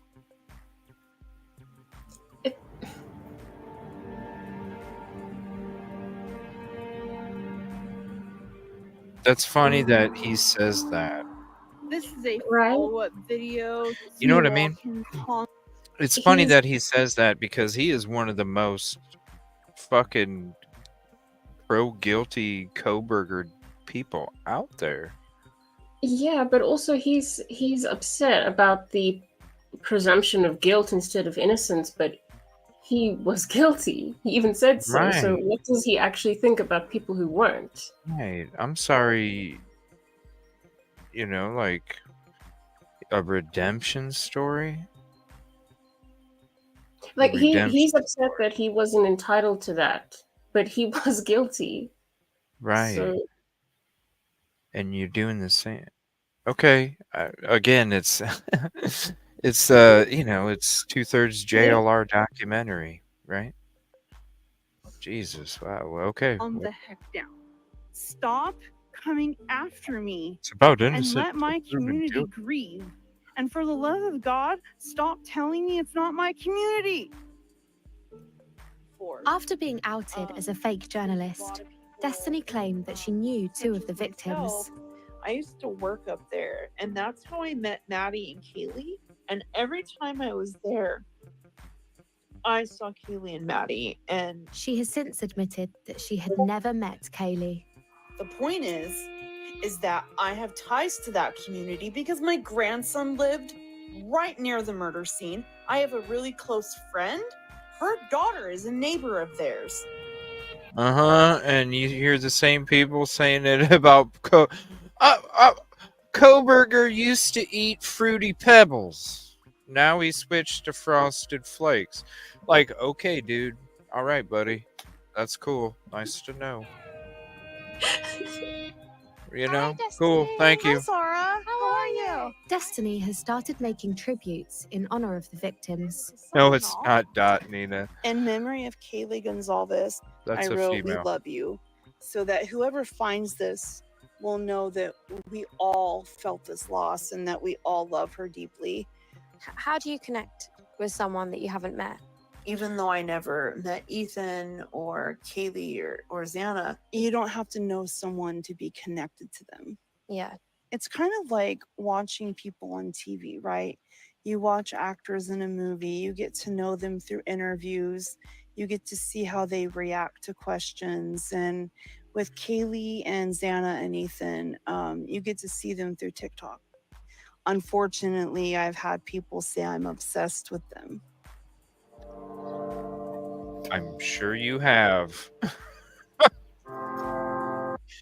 You better love me, damn it. Like, I know you don't even know me, but you better love me. Like, whoa, okay, lady, you know what I mean? Like, oh, I gotta play that again. That's probably the truest shit you will hear tonight, ladies and Watch gentlemen. actors in a movie, you get to know them through interviews, you get to see how they react to questions. And with Kaylee and Xana and Ethan, you get to see them through TikTok. Unfortunately, I've had people say I'm obsessed with them. I bet you have a whole bunch. You don't love me. You don't love me. I don't even know you. Right? I don't even know you. What the fuck? But you are on TikTok. Hello, guys. Right. Hi, Shonda. Yeah. I'm doing something special. I know you love Jenny. macaroni and cheese. So I want to show you guys. Thank you for those compliments. That is what matters. I wanted to share with you guys something really special. I guess one of the positive things about being considered part of the true crime community is that in this weird juxtaposition of TikTok and true crime, I have come to know and love a lot of different people on TikTok, which is another reason that it drives me to continue to do lives and to continue to make content, because not only am I helping them, but they're helping me. Again, thank you so much for the compliments. I love you all, and I'll see you a little bit later. Oh my God. What kind of comments were you getting? A lot of comments about my hair being beautiful. Oh, that's And nice. It's like the kind of girlfriend where you're like, yeah, I'm gonna go down to the gas station here a couple blocks down the road to, you know, go get me a Kit Kat or something, you know, and as soon as you ain't even pulling out yet. You ain't even pulling out of the driveway yet. And she's like, did you make it okay? What the fuck? Like, can I get my Kit Kat? Can I leave the driveway first? Okay, I just went to, okay. Yeah, attention. Hello. Makeup and my outfit, which I couldn't really see the comments though, because of the brightness. But what I could see was very humbling and appreciated. And they didn't reach out to anybody else. I don't understand it. I really don't. I really don't. Oh, look at that beautiful Before I came here and before I visited Moscow, mountains on top. I was scrolling through my social media, watching so much content day after day about the case. And I think I've really seen the impact that content has had on the community. She I'm did not saying this I last judge year. online, Seuss, because I understand what There's- it's like to feel validated on social media. But they are exploiting a situation for views, even though they may see it very differently. Damn, I need that. I need one of those shots, don't I? I need to set up my camera where you guys just see me and you see this just flapping from the wind, and I'm just looking off into the distance. You know, you can watch. I'm gonna give you guys one of those. Watch. And I think You see her just looking. I've really seen the But impact imagine that me like there content with has my had on hoodie the just. community. I'm not saying I judge the online sleuths because I understand what it's like to feel validated on social media, Oops, you have to do it over here. Sorry. but Yeah, they are exploiting a situation for views, You're even though they looking at may me see it going- very differently. At the same time, without people like me watching the content, looking online, waiting for the next video to be uploaded, then the next theory and the next suspect, there wouldn't be a demand. CJ, it's like this. Here, I got to do it like this because my mic. It's like this. It's like CJ's in deep thought on top of a mountain.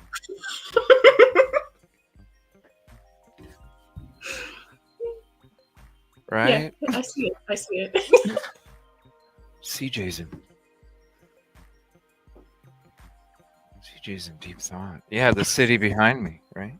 I'm telling you right now, that shit was not done because when I was there, there was fucking snow on top of them mountains. So that had to be last year. It had to be last year when they did that. I need to do that.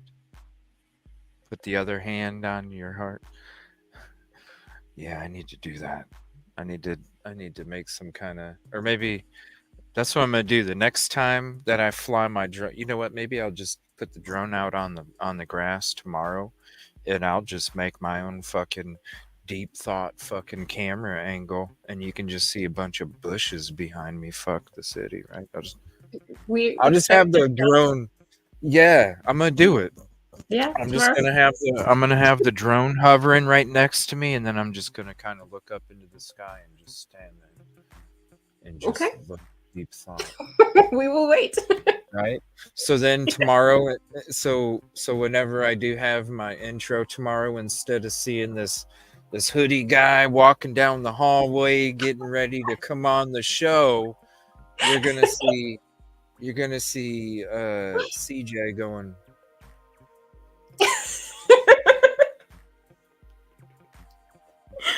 Oh my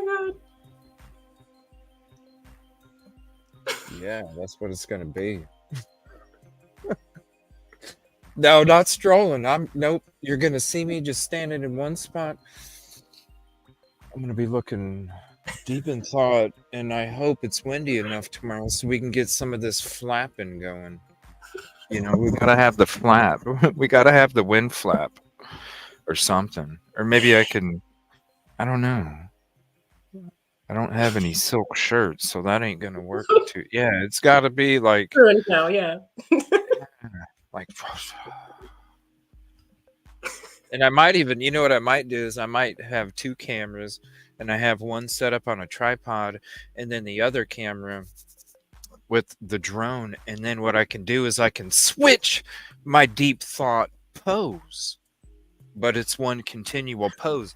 I'm in deep thought, but you get the drone, and then it all of a sudden switches to this side, and then it goes back to the drone, and then it switches to the other camera. You know, you get like that TV show where there's like, you get the different angles. So you not only get this side, you know, it's almost like this. You get the deep thought, you get this side, and then all of a sudden it goes, whoosh, and you're like this. It's like, whoa, what the fuck? We got two angles, not just one.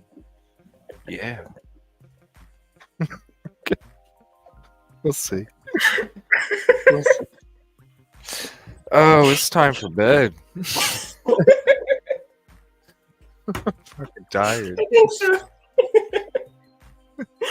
A wig, get like a Joe Dirt wig, right? Yeah. And a pizza box, because it's Joe Dirt delivering a pizza to 1122 with that kind of crime route. Joe Dirt delivering a pizza. Get me a mullet and a pizza. And then be sweet. Drone thoughts.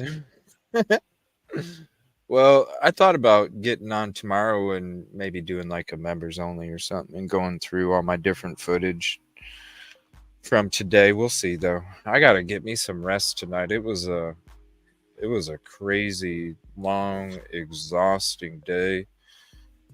And I was damn near falling asleep driving back. I was so fucking exhausted. But yeah. But I came back here. I sat back. I watched the Murder Metal Mayhem interview that I did. I was like, nice. Yeah. That's cool, man. That dropped I've today. watched So that. shout out to him. Yeah. And then after that, I was like, you know what? Maybe I'll go live because everybody's talking about this documentary. So let's check it out. Well, Let's we go ahead. thank you. Well, thank you for joining tonight too, out of the blue. So I appreciate that. And thank you all for coming to hang out tonight too. It was one of them last minute lives where nobody probably got a notification because I think I set it up for like 20 minutes or something. And usually it's got to be 30 or more to even get a half-ass notification. So I do appreciate you guys showing up, without any notification or whatever. So don't be a Munson. Don't be a Munson. Yeah, we're gonna get something like that. I'm gonna figure something out. We'll get photo because I need some shit, or maybe it'll be like for the ending, CJ, I need to do that. We'll figure it out. I might get something good. We'll figure it out. Roast damn mice. Yeah. Where am I going to sleep? What do you mean? I'm not at home. I am out on the road. So I don't even have my normal studio. That's why I can't see a lot of the other shit that I would normally have available for me to be able to run the whole thing. So it's kind of Still worked well. yeah, kind of a fling thing, just like this background thing. It goes away, disappears. Is like Murder Metal. That one, that was crazy because half of the show I didn't have ears because of the green screen. I'm going to watch that now. Yeah, the first part I was like, damn, I don't have no ears, man. Like shit. Yeah. But I start to, they come as the show goes on. But yeah, it's a good episode. Definitely check it out. Everybody, thank you for hanging out tonight. Thank you, Rosee, for hanging out tonight. I appreciate you Thank you guys. for having me. And thanks for watching it with us. I don't know. This was worse than the Paramount one. I don't know. Give us something good, Yeah. All right, everybody. We need to get together and, like you said, Rosee, we need to make our own of shit that's actually true and real. Our own documentary. Just Yeah. They keep or get different people on. You know what I'm saying? Get different people on, maybe. But that's what they're wanting. We just need a documentary of all the bullshit from MSM. Make that a documentary. The new Idaho4 documentary, the MSM Rose Poo. Yep. Only gagging because I can't do this during the night. Well, prayers to you, Jackie. Sorry for that. That's gotta suck. You gotta stay home and everybody else gets to go on vacay. I'd be pissed off right with you. So hopefully you have a good, peaceful night. And the time goes by quick. And good luck on your tests too. Good luck on your tests. Oh, hold on 1 second. Contribution call out, Cheryl Butler. $2 super chat. You almost made me pee on the floor. I'm sorry. I do not. That's one of the things I don't start the show off with. I don't. I hope I can make somebody pee on the floor tonight. That is not one of the things that I try and look to achieve. So I apologize about that. Yeah, great. Thank you. I appreciate you guys. Chappie, everybody. Thank you, Rosee. Thank you for blessing us with your time. And if you're not subscribed to True Crime Overtime with Rosee, please do. Here is her link. And we'll be seeing y'all here again soon. Thank you. Peeing is a compliment. Okay, well, now I gotta go pee. Cool. Good night, everybody. Thank you. Appreciate you. See you tomorrow. Love you guys. Good night, everybody.